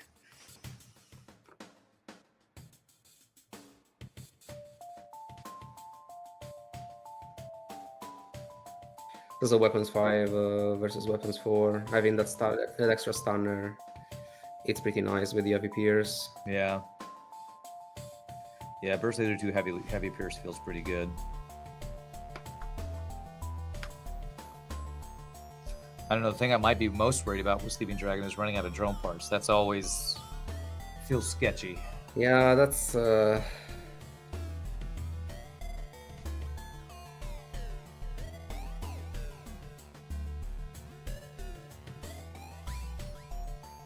those bombs. Double fire. Oof. A small bomb is always fake damage until it's not. Yeah, that's a good way to say that. It's fake damage until it kills your cloning crew or something. Or sets a fire in your weapons.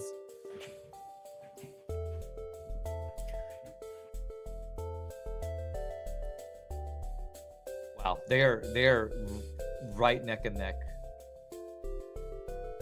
Ooh, crew offer, no. Did Crow just take a Zoltan? I think he did. I think he bought one of those 2 Zoltans. Okay. I was looking at Sleeping Dragon and skipped. I think Yeah, I don't remember if Dragon did he get a Zoltan? I Yeah. only see it for a split second. Well, that's an interesting choice because now he doesn't have the scrap for cloaking like you were mentioning because he also got the 3rd shield upgrade. Interesting. Is this a luck sector for both of them? Or, I mean, it looks like it. Yeah, I think they both took Slug home.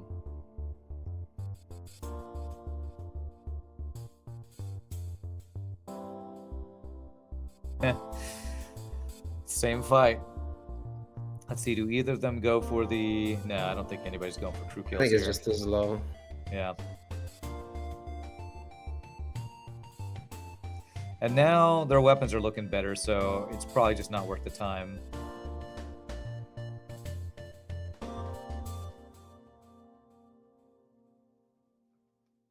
Oh, it was a force sector. Okay, so yeah, they didn't have the choice on the slug home.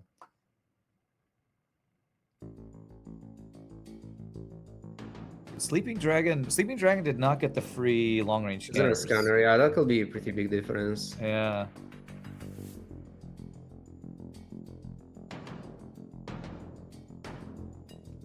And I love that it's the person who devalues long range scanners that keeps getting them. I think that's poetic justice for Crow. Oh, Sleeping Dragon does have long range scanners.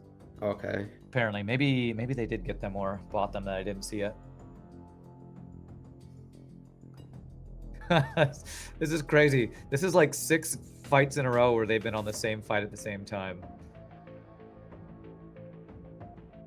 Preserving drone parts for this fight since it's not too bad. Mm-hmm. Colby, he has to tank some of those shots, but I mean, Yeah. Against the Burst Laser 3, that's... Oof. Okay. Burst Laser 3's down. okay.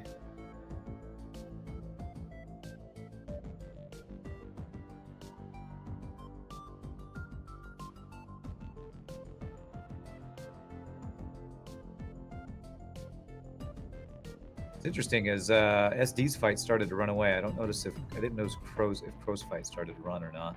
I wonder if that's seeded. I wonder if running away, I would assume that would be seeded. I'm not sure. I only know that once I jumped away from a fight after dealing some damage, then I jumped back and they started running away immediately when they were not running away before. Yeah. Because apparently re-triggers the chance for them to run away. Okay, And that's I weird. didn't know that, and it was not great because they have Zoltan shields as well. Oh, man. And so they started the fight running away with Zoltan shields? Yeah, so they just... So that was a bit sad. I didn't know about that. Well, Crow just got a store that had a third Flak 2, but he decided to sell the Flak that he bought earlier and bought a chain laser. What do you think about that choice? The Burst Laser 2 and an Ion Stunner. Yes, with those weapons, it's hard to put a Flak 2 online. It's just too much money, so probably it's just better. As much as I don't like a chain laser, I mean, it's still faster than a Flak 2 and less expensive to put online. Yeah, probably want to do like Burst 2, Chain, Heavy Pierce, maybe, I guess. Swap and use the Ion Stunner as your bridge. Relatively, but because it's also set up that requires multiple volley to fire, so I mean, at least the chain laser, it's getting faster for the following volleys. Yeah.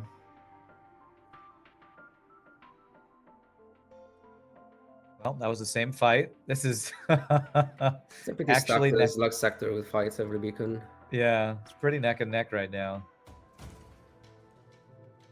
I feel like SD has made a good comeback after that really bad Mantis sector. Looking in a lot better shape.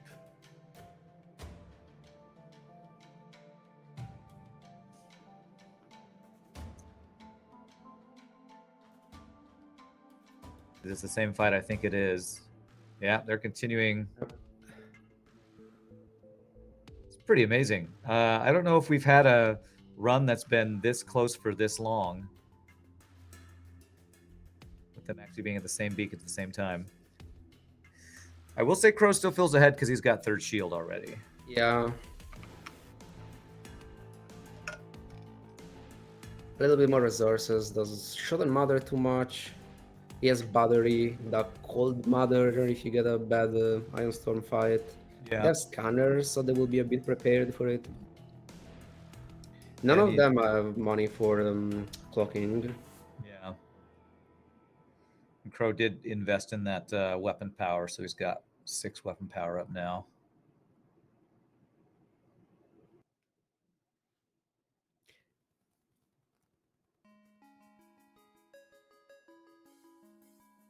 He'll add a lot of safety to keep money for clocking, especially in Slug sector where you expect stores. But I guess pushing weapons for more damage in this format, it's always a thing. And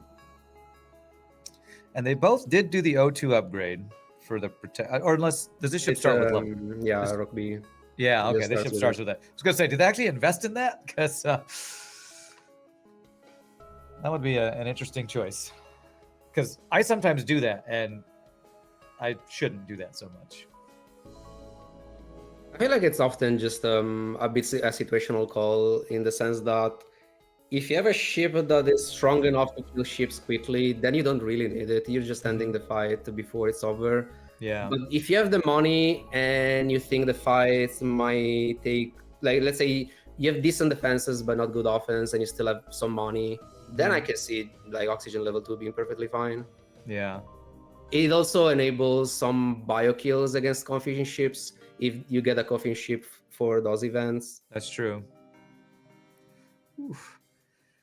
This firebomb is doing some work on both of them. Huh. I think SD just left the fight. SD's like, I'm done with that quadruple fire my weapons.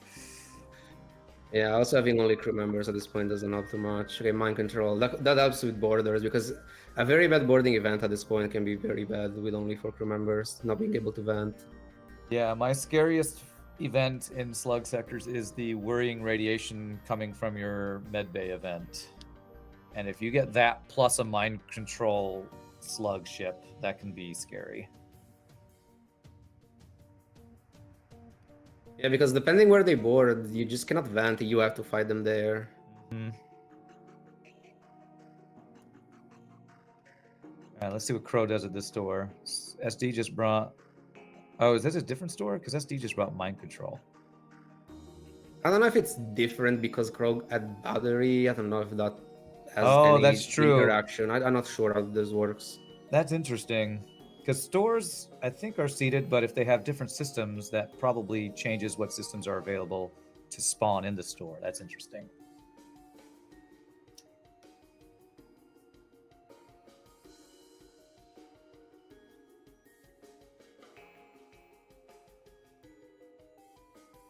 So the difference in weapons now is the chain laser and pike. Pike is better long term, but right now probably the chain laser will be more ideal. Yeah. Especially if you're low on drone parts and need help getting through shields.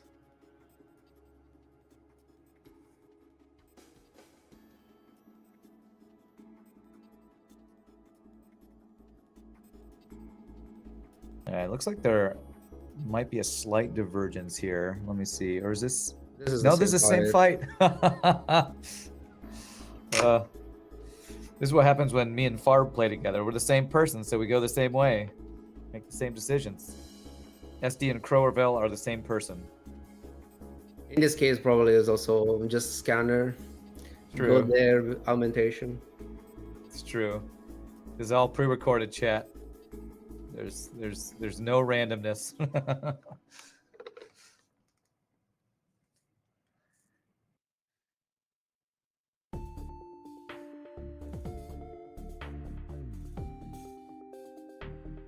This is the Med Bayak event. Yeah, this is the worrying radiation event I was talking about. Perfectly fine. He has rocks.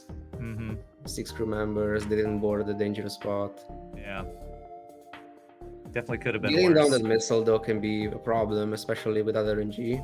Oof, and if they dodge all your shots like that, oh, that's rough because they have cloaking.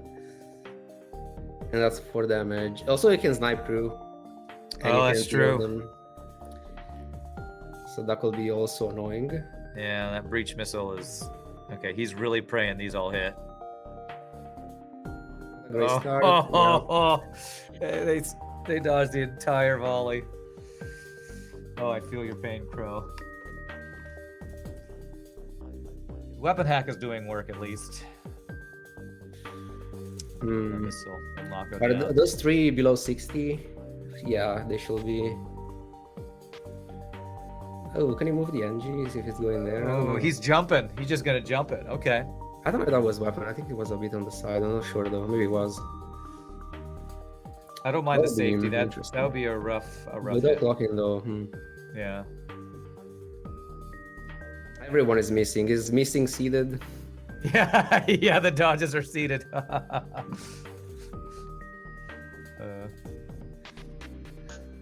Must be seated that these frickin' slugs have 8 engines or something.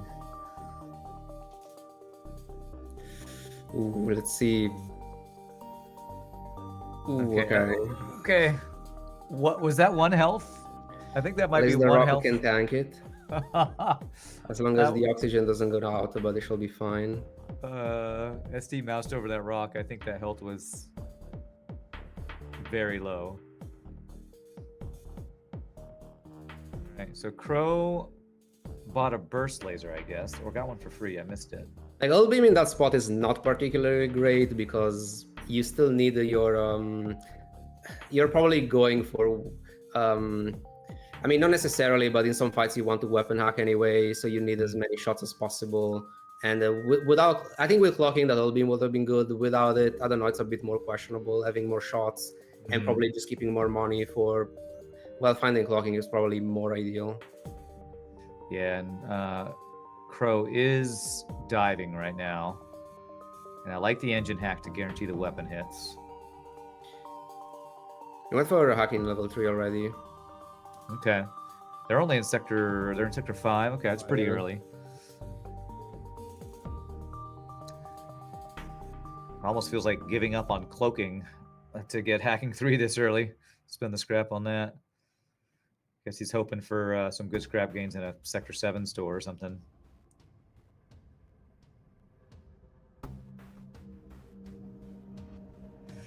I feel like every time I look at Crow, there's a fire in his weapons room. Which is not good times. Oh, Zoltan or Abandoned. Okay. Those Nice were sectors. Yeah, nice. I don't even know what's worse. I mean, probably I know, but... Yeah, and then Crow doesn't have the mind control to help protect against boarding either. So I probably agree with Zoltan 6 over Abandoned 6. Oh, SD just got the free burst laser ones. Unless you... Because...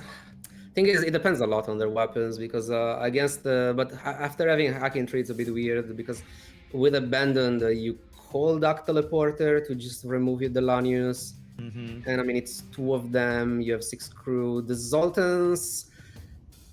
I mean, obviously they're easier to deal with. The main issue if they roll hacking and they do something bad, very bad with both hacking and boarding there. Yeah, that's scary. We're gonna have to keep an eye out for the Zoltan Border Police and see what happens. And also, Zoltan Sector have the Mantis Police as well. That's also very bad. Mantis Zoltan Police. They have every race of police in the Zoltan sectors, I swear. I do like his weapons, though. Crow's weapons are looking good. He's got Burst 1, Burst 2, and the Heavy Pierce. Also, that their shield called Mother in some... I'm not a big fan of Shields 3. I feel like... Before cloaking, I assume you mean? Yeah, I think most of my runs, I'm just getting it in Sector 7. I just want my systems. Yeah. No, I know exactly what you mean. It's situational, especially like, for example, if I'm forced into an early Rebel sector, I really want Shields 3 then, because asteroids, drones, then there can be problematic. Well, Crow just got Zoltan Shield quest, so he has a chance at Zoltan Shield. Do you kill the envoy? Backup DNA ping too. I don't know. Maybe that should have been the play. Oh, just kill the the Zoltan Peace Envoy. I guess he will kill the first step though. He wouldn't even accept the quest. Let's see. SD. What does SD do? Okay. Let's SD go for the goes quest. Okay. Wow, they're still. Is this gonna be the same ship fight again? DNA bank. Yeah. Yeah. They just got the same backup DNA bank. This is gonna be the same fight they're on again. This is amazing. This is so close. So both enemies rolled the same drone, so that must be seeded. Different hack. It is a different hack, you're right. One got shield hack, one got hacking hack. True bloodshed can only be achieved without progress. Yeah. Well said, Earman. Well said. Classic Envoy quote. True progress can only be achieved by venting all your humans. Sometimes That's what they meant to say. Envoy comes in your ship with a weapon, so I don't know. It's Yeah. fairly rare, but well. He walks in with a fully trained black belt. You don't look very peaceful to me. All right, what I've does he seen get? people getting Envoy plus a heavy laser. Well, he does have a Zoltan shield, so without cloaking, that probably feels pretty good, honestly. Yes, there's enough money to buy it if you get a store with it. Is Zoltan Shield seeded? It's not. Oh, Okay, it's not. interesting. Oh, now that is interesting. Interesting. One got Envoy, one got Zoltan shield, so that is not seeded. Sorry, Cassalien, sorry.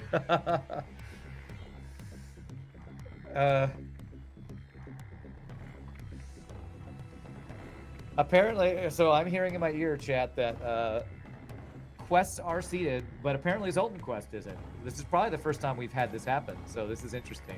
Is only the spawn that is seeded, like the beacon, or what else?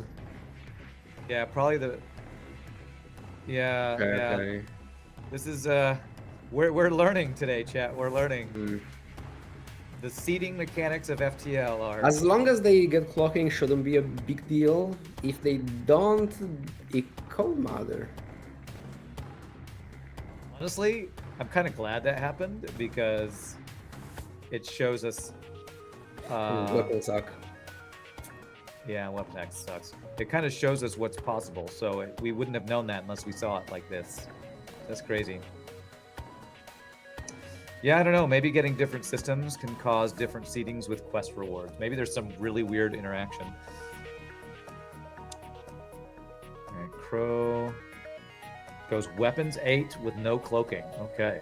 I don't even also don't know if taking different beacons to reach a location has any impact to it. Yeah. Because I had that for the stores, like when I was playing my runs and I reloaded the file where I took a different beacons and the store was different. So I don't know if that has to do with actually going to a different padding or if it's an issue because of the reload. Yeah, I don't know. Who knows? It feels like something that, like, because seeding is made possible by the hyperspace mod, so it's probably something with hyperspace's coding or something. Yeah, I don't know if the like FTL seeds are there, but you just cannot interact with them, or if they did something else to actually even just make them possible. I'm not sure. Yeah, I don't know. I honestly don't know almost anything about this backend stuff for FTL. Yeah. I play a lot of modded ships, and I have zero knowledge about how it's done. So I'm always impressed when they do it and always mystified by how it works.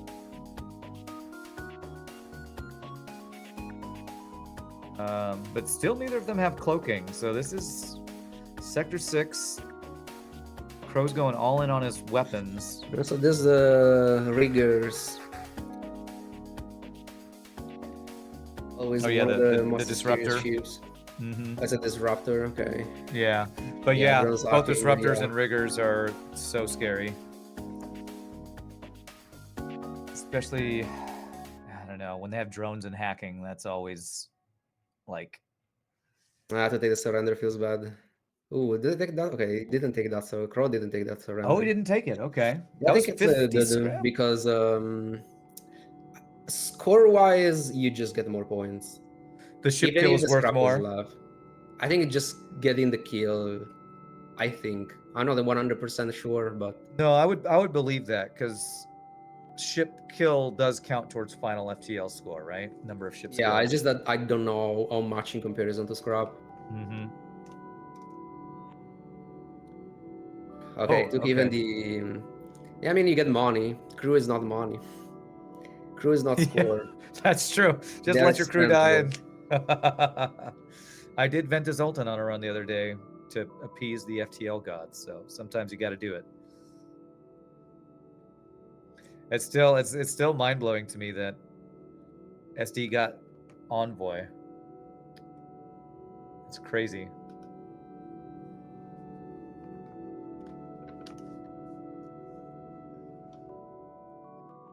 And we're looking at what? Burst 1, Burst 2 Pike Beams for Sleeping Dragon.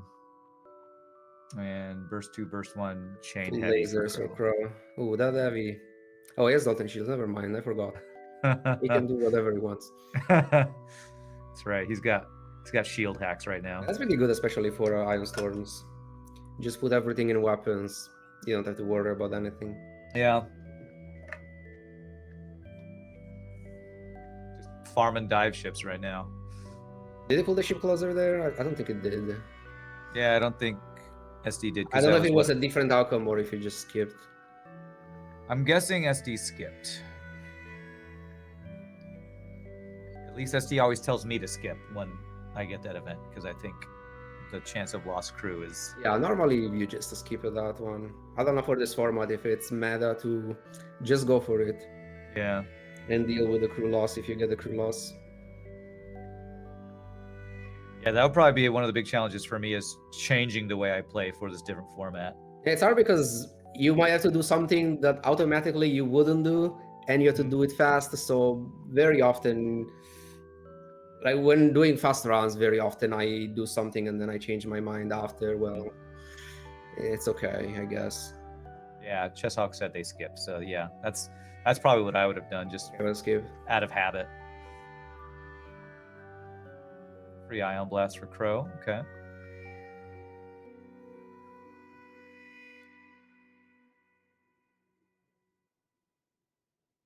Yeah, having to rely on weapons hack at this stage, it's not ideal for faster runs, unfortunately. Yeah. But no one, they didn't get the clocking, so they kind of have to. Yeah. I mean, they don't have to, but, well, it's a lot more dangerous if they don't. Ooh. They're piloting it into missile right after. Yeah, that is rough for SD. Is this a dive ship? It's not a dive ship either, is it? And you really do not want to skip fights late game. You want those kills. Yeah, it's too much scrap to miss out on. The problem is also that you're so low with hold that even if you get a store with clocking, could be a problem in getting money for both repairs and the system. Yeah, and Crow's even just going all in on getting the ship kill while taking the ASB for the score. All right, civilian. So I think they're both in civilian now.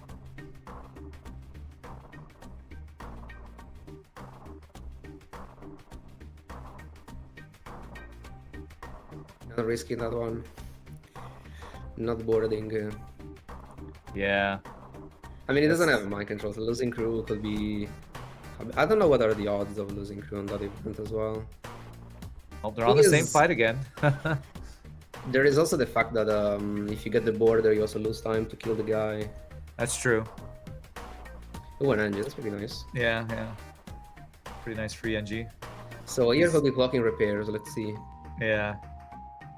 Okay, nice. Cloaking, all right. That's... Whew, it's expensive repairs, though.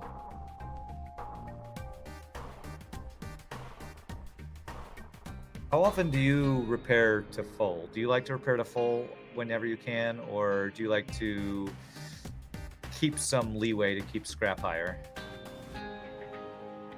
Most of the time, early game, I try not to, because early game, your priority is usually after shields, weapons hacking, and once I have enough money to have hacking weapons and those critical upgrades, I'm okay with just full repairing every time. Okay.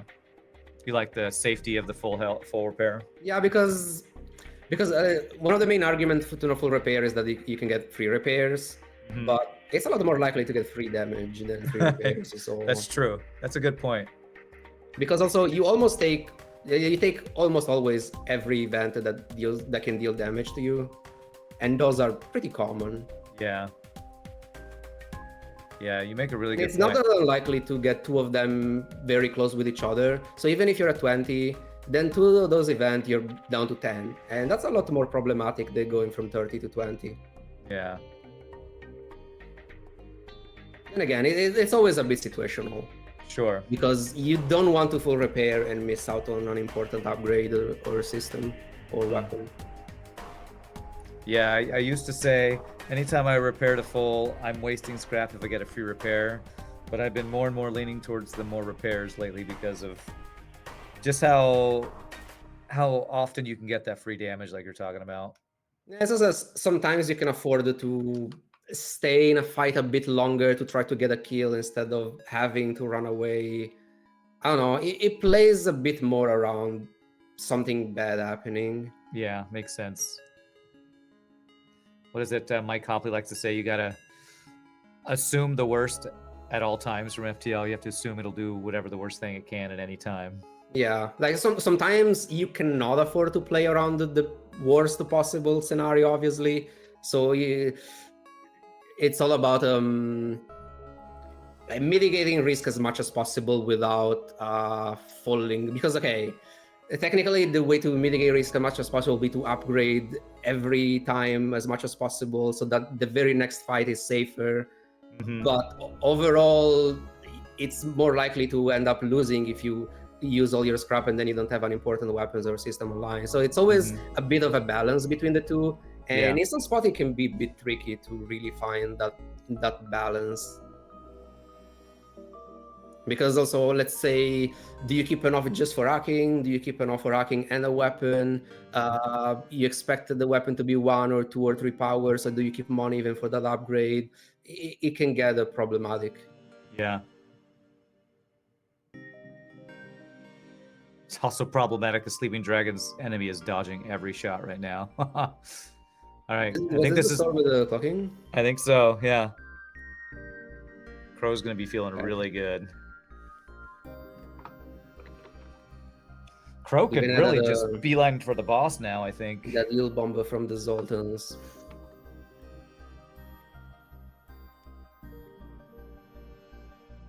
I feel like that Zoltan shield has saved him a lot of damage too. Yeah, it was in a stronger position even without it, just because like Shield 3 had a lot more scrap, he had more crew. But I mean, obviously, a Zoltan shield is always nice to have. Actually, not always. Sometimes it can be annoying. Yeah. Especially for some boarding ships when you want to board immediately in phase 3 and you have a bypass and then they get mind controlled. Yeah, that's true. There are some spots where... Or what Britnoth talks about, the phase 1 boss, it'll delay the shield, it'll delay their hack, and so it could cause issues with cloaking, hacking, timing out. If you have clocking, usually you can just pre-clock at the start of the fight, and then you should be fine. Since you will sync with their clocking.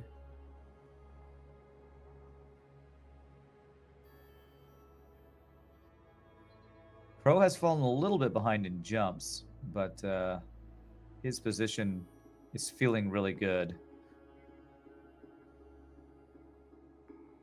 Sleeping Dragon's doing a little bit of what you said about delaying that third shield, and yeah, I personally like that. That's what because I don't know, I like getting my systems and then upgrading those a little bit more.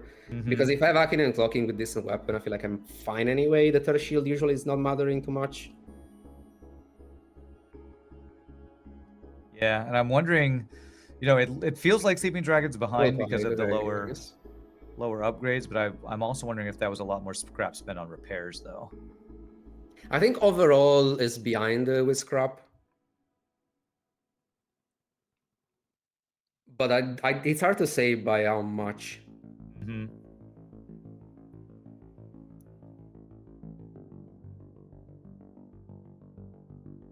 And well, and I do know Sleeping Dragon had to buy a bunch of drone parts this run because of how far behind they were, so.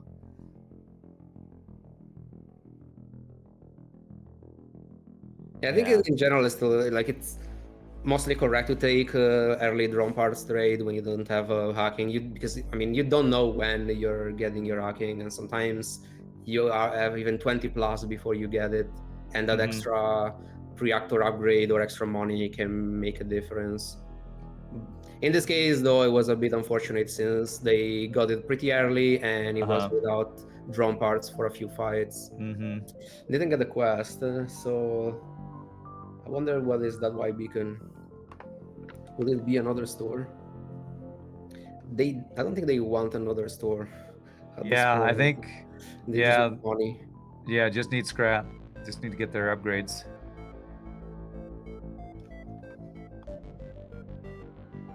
Now we've got a half power Nebula fight. Same fight. Hmm. Sleeping Dragon also doesn't have backup battery. I always feel terrible without backup battery in these ion storms. I also like in general buying backup battery fairly early if I can, since I mean obviously it makes ion storms a lot more manageable. In general, I like it because it's cheap, it's cheap power, and for most fights should be relatively fast, so that's kind of real power. And another thing is that it's also removing another system from the pool for cheap, so more likely to get attacking. Yeah, I agree with all that. I even if I don't have hacking or cloaking yet, I'll often buy it just to clear out the slot for it to spawn, hopefully in future stores.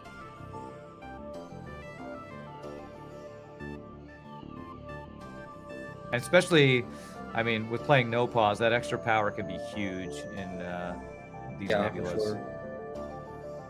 Oh, it is a store. That empty jump to the right was a store. That's why the quest didn't spawn, I guess. It could have been for other reasons, but that's one of the reasons. A reloader. I don't know if it's a spot where, since still missing the shields and some of the critical upgrades, I'm not sure. Yeah. It's good. Is it worth the money? That's always the question in this game. A lot of stuff is good, but not much is worth the money. Yeah, and SD's really thinking about it, I think, right now. Okay. Not going to go for the reloader. You can definitely buy it after these beacons, especially if you get more money. Ooh. SD just lost Envoy in the manually searched event. Oh, that's rough. That's so punishing, too, because the reward that Crow has as a Zoltan shield, Sleeping Dragon just lost. Yeah, I still think it was worth the risk, but yeah, it feels bad, unfortunately. I watch FTL says, perfect, great trade. I want Because at the end of the day, it's still anyway. 6 crew member with mind control, so it should be okay. Oh, that's just a feels bad moment. That's a feels bad moment. The envoy sacrificed himself for some extra scrap. That's right. He's a peace envoy anyway. He didn't want to fight anymore.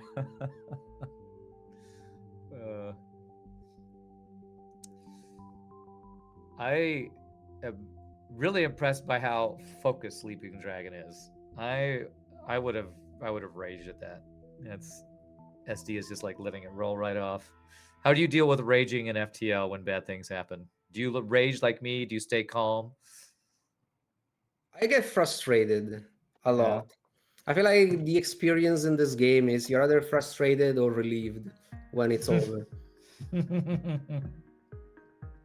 Yeah, there's no having a good time. There's only frustration or relief that it's over.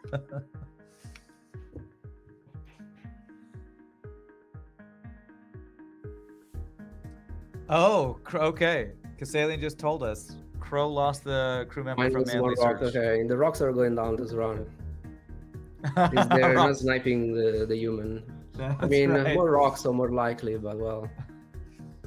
That's true. That's the second rock Crow's lost, huh?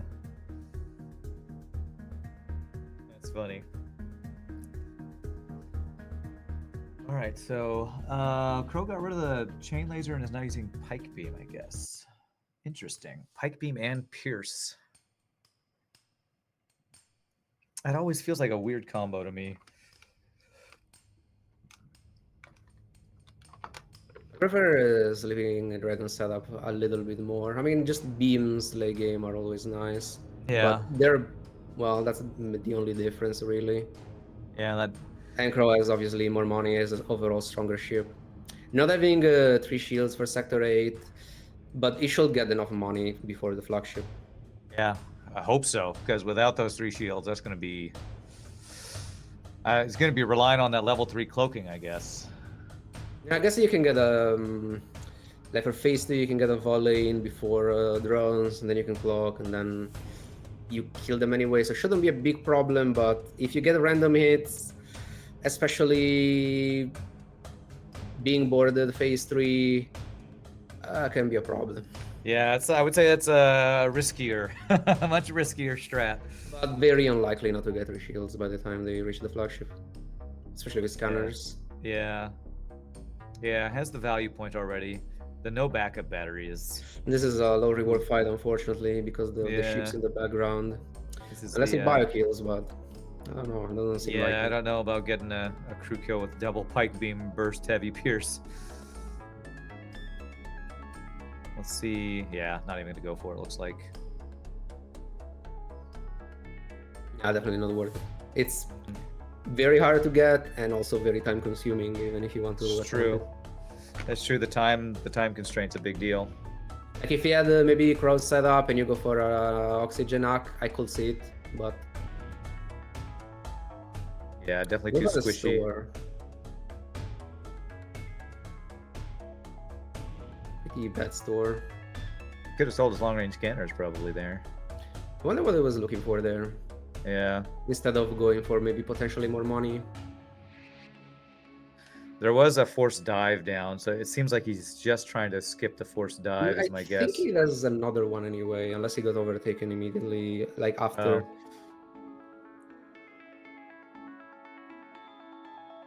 Well, SD's going for the extra scrap, and they need it because still need that third shield and power. Yeah, one good beacon in Sector 8 could be a massive difference. If you get an outpost here, it's over 100 scrap. Yeah, it's true. That's like an entire early game sector in one beacon. I didn't notice that this fight was whatchamacallit, station. The outpost. Oh, yeah. Did SD just fat finger? Oh, so, to the surrender. Yeah, fat finger the surrender. Oh, feels bad. Those pop-ups, It man. happens. That's the hardest boss in FTL, the pop-up boss. I can't. I hate it. So many. Also, it's getting many. Just a half low scrap reward fights. Oh, that's rough.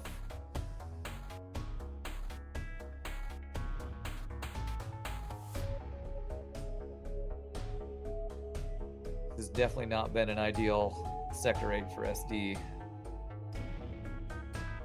Starting Flagship with clocking in cooldown, having Zoltan and Shield. Hopefully that doesn't end up being a problem.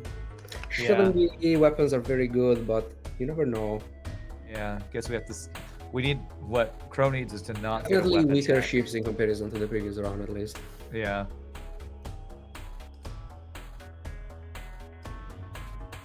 So this Flagship fight should be a little bit more interesting.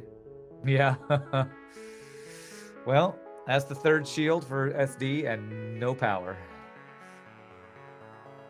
Gonna have to really micromanage that power well. No battery, always annoying. Mm-hmm. Less engines. Yeah, wow, 3 engines, 3 shields, that is... Whew. That's definitely below my... Oh, and the takeover. The takeover for SD. SD needed that scrap.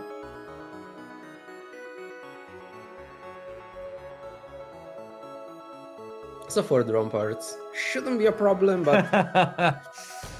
You know, perfectly calculated. If you end with 0, you calculated them perfectly. Yeah, the main issues are, well, the drone control hacking on phase 1 or mistiming the depower phase 2. Yeah. I guess they could also get randomly sniped. Crow's looking really good. Damageless phase 1.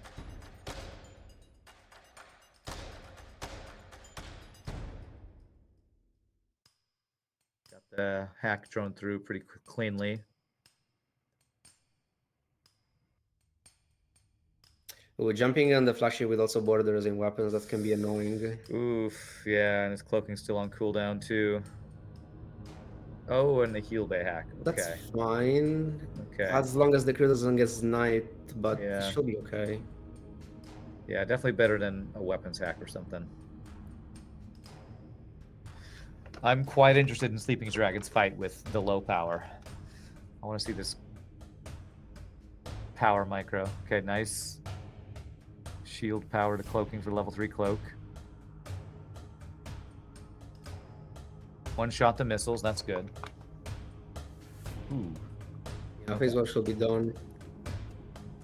All right. Crow's probably got to take a little time to repair. He's got a breach and heal day. Oh, he's just going right for it. All right. Yeah, I can't even border mind control immediately because of Zoltan shields. Yeah. This is definitely looking like Crow's game right now. Yeah, for sure. After that bad Sector 3 from SleepingDragon, Crow slowly pulled further and further ahead, getting more scrap. It was the run felt a lot more stable. Yeah, for sure. And SD just brought level 2 piloting instead of any power, so that's an interesting choice. Do you like the value point in piloting more than the power there? I'm not sure because it's hard to compare when you can pause or not pause for power. It's true. So on the pause, probably not, but again, with pause, I feel like it's more manageable. So I'm not sure. Yeah, and I'm thinking SD has so much pausing experience that probably feels good with the power management. All right, Crow's time is now. There's Crow's time. Pretty good run. Yeah.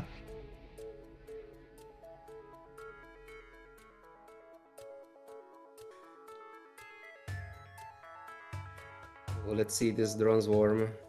Can he Yeah. kill before it? He might be able to. Oh, this Okay. timing's tight. Okay, Okay, good. that's good. That was well done.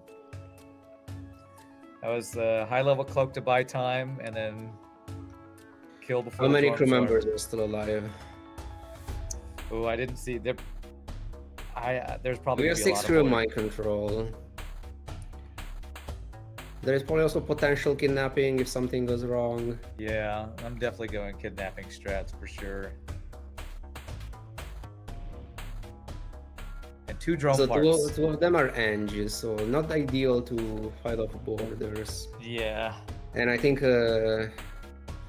yeah, most of the rocks are mending systems. Well, Let's see. Oh, that's a lot of crew. I think it's all of them. Yeah. This looks like a bit of a DPS race right here. Should be okay as long as the borders are not overwhelming. And as long as the timing with the power surge is not too bad. Still, weapons would have been nice this run, unfortunately. Okay, good. Put the crew member away from the borders before he got mind control to guarantee removing mind control for your own guys. It's easy to forget to do that. Oh yeah, for sure. I forgot that many times. And here's where the low power is hurting. Those hits could be bad. Ooh, the little weapons kind of That's annoying. a 2 damage weapon fire there. He might still be able to fully disable missiles. No, one more. Ugh, those dodges hurt. That's a triple weapon fire right now. It's close right now. Ooh, lost piloting. Oof. Oof. Okay, the cloaking's good.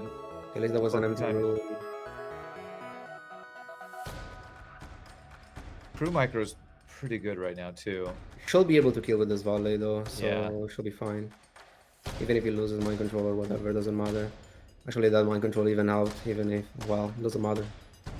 You got it. I think they got it. There it is. GG. GG Sleeping Dragon. Closer rounds this time around, the time wise. Yeah. Sure. It was only about 3-4 minutes. Well, that came down a little bit to the wire for SD just because of the low power and the low engines, I think. So well done to our players. I think we're going to go to a break. Is that right? All right, Holo. Well, Holo, why don't you take us out to the break here? Okay, we'll take a short break, probably 5 to 10 minutes. Then we can see, I guess, the scores and see what their, I don't know, what they think about their own runs. I'll see you guys in a 5 minutes break or 10. I don't know actually. How long is this break? 7 minutes. Okay. Exactly.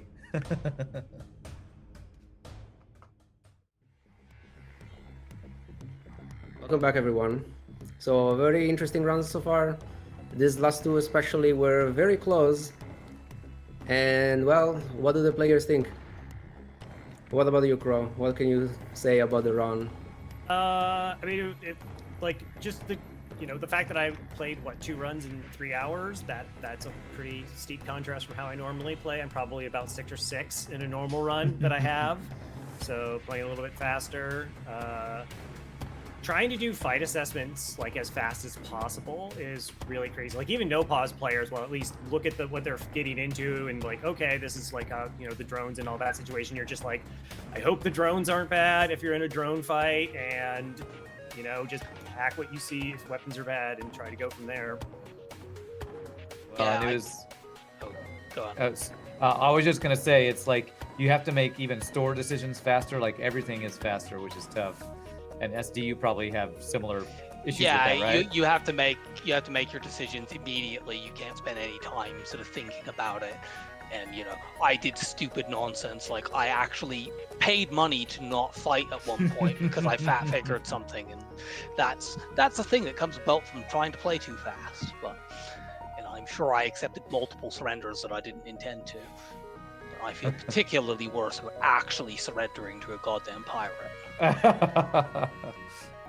Well, and I think one of the most interesting things was you all were doing the same fight. I think 6 to 8 fights in a row were on the exact same fight in between like sector 3 and 5, and then you both got the Zoltan Homeworlds quest, but Crow got Zoltan Shield and SleepingDragon got Envoy. Yeah, I didn't want that bastard. He went.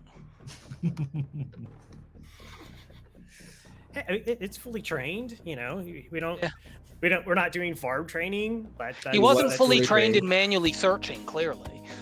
Oh, yeah. I think I lost my crew in the second manual search as well. Yeah. Well, you have 4 rocks.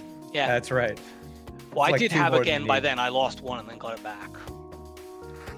Well, we're probably all dying to know who won this second run, so if Cassalien wants to bring up the scores and see. And it looks like Crowrevell wins this one. Well done, Crow. Congratulations. Oh, thanks. What? That's a tie. So basically, you have to have a rematch at some point. All right, That's so then like when you're doing farm Yeah, rematch for the Euro 3, you and have then our we'll do another rematch as 3, well. and yeah, good. We get to play more FTL. Yay! Well, basically, what I said during the run is because you were doing the same ship at the same time on the same seed for like 6 things, you're the same person. You are now what me and Farbar is Yeah. now. Crow and ST are You the can same. easily see the resemblance between I us. know, Clearly. right. Yeah. It's like looking in a mirror. Sure. Yeah. I'll have to get a dog now. I Well, can recommend it. Holo, what did you think of those runs? They were very close. They were very interesting. They were in the same spot for a good portion of the run. Obviously, the results of certain fights were slightly different. There were spots where early on SleepingDragon was a bit far ahead. Then Sector 3 was very brutal for SleepingDragon, Yeah. and Crow had some time to catch up. And then from there, they stayed very close. And then it's just, I think Crow just had managed to get more scrap and slowly pull ahead. So, but overall, it was very close, and that was very interesting. But Yeah. anyway, now it's time for a 15 minutes break, and then we'll see other show match between me and Necro, and they will be casted by Crowrevell and Farb. So Just I'll see you before guys we in head 15 off, minutes. I was going to Oh, say sure. thanks to you, Holo, for posting, and to Cassalien Yeah. and Rand as well for casting, and to Cassalien for arranging all of this. Yeah. Yeah. Just as always, Cassalien does a lot behind the scenes. It's amazing work always accomplished. Rand doing commentary, which is much appreciated, particularly since filling in on short notice. And, getting Hollow as well. Thank you for letting us sully your channel with our pauses. Thank you guys for being here and doing this tournament, and everyone who's behind it and who participates. All right. So yeah, I'll see you guys in 15 minutes.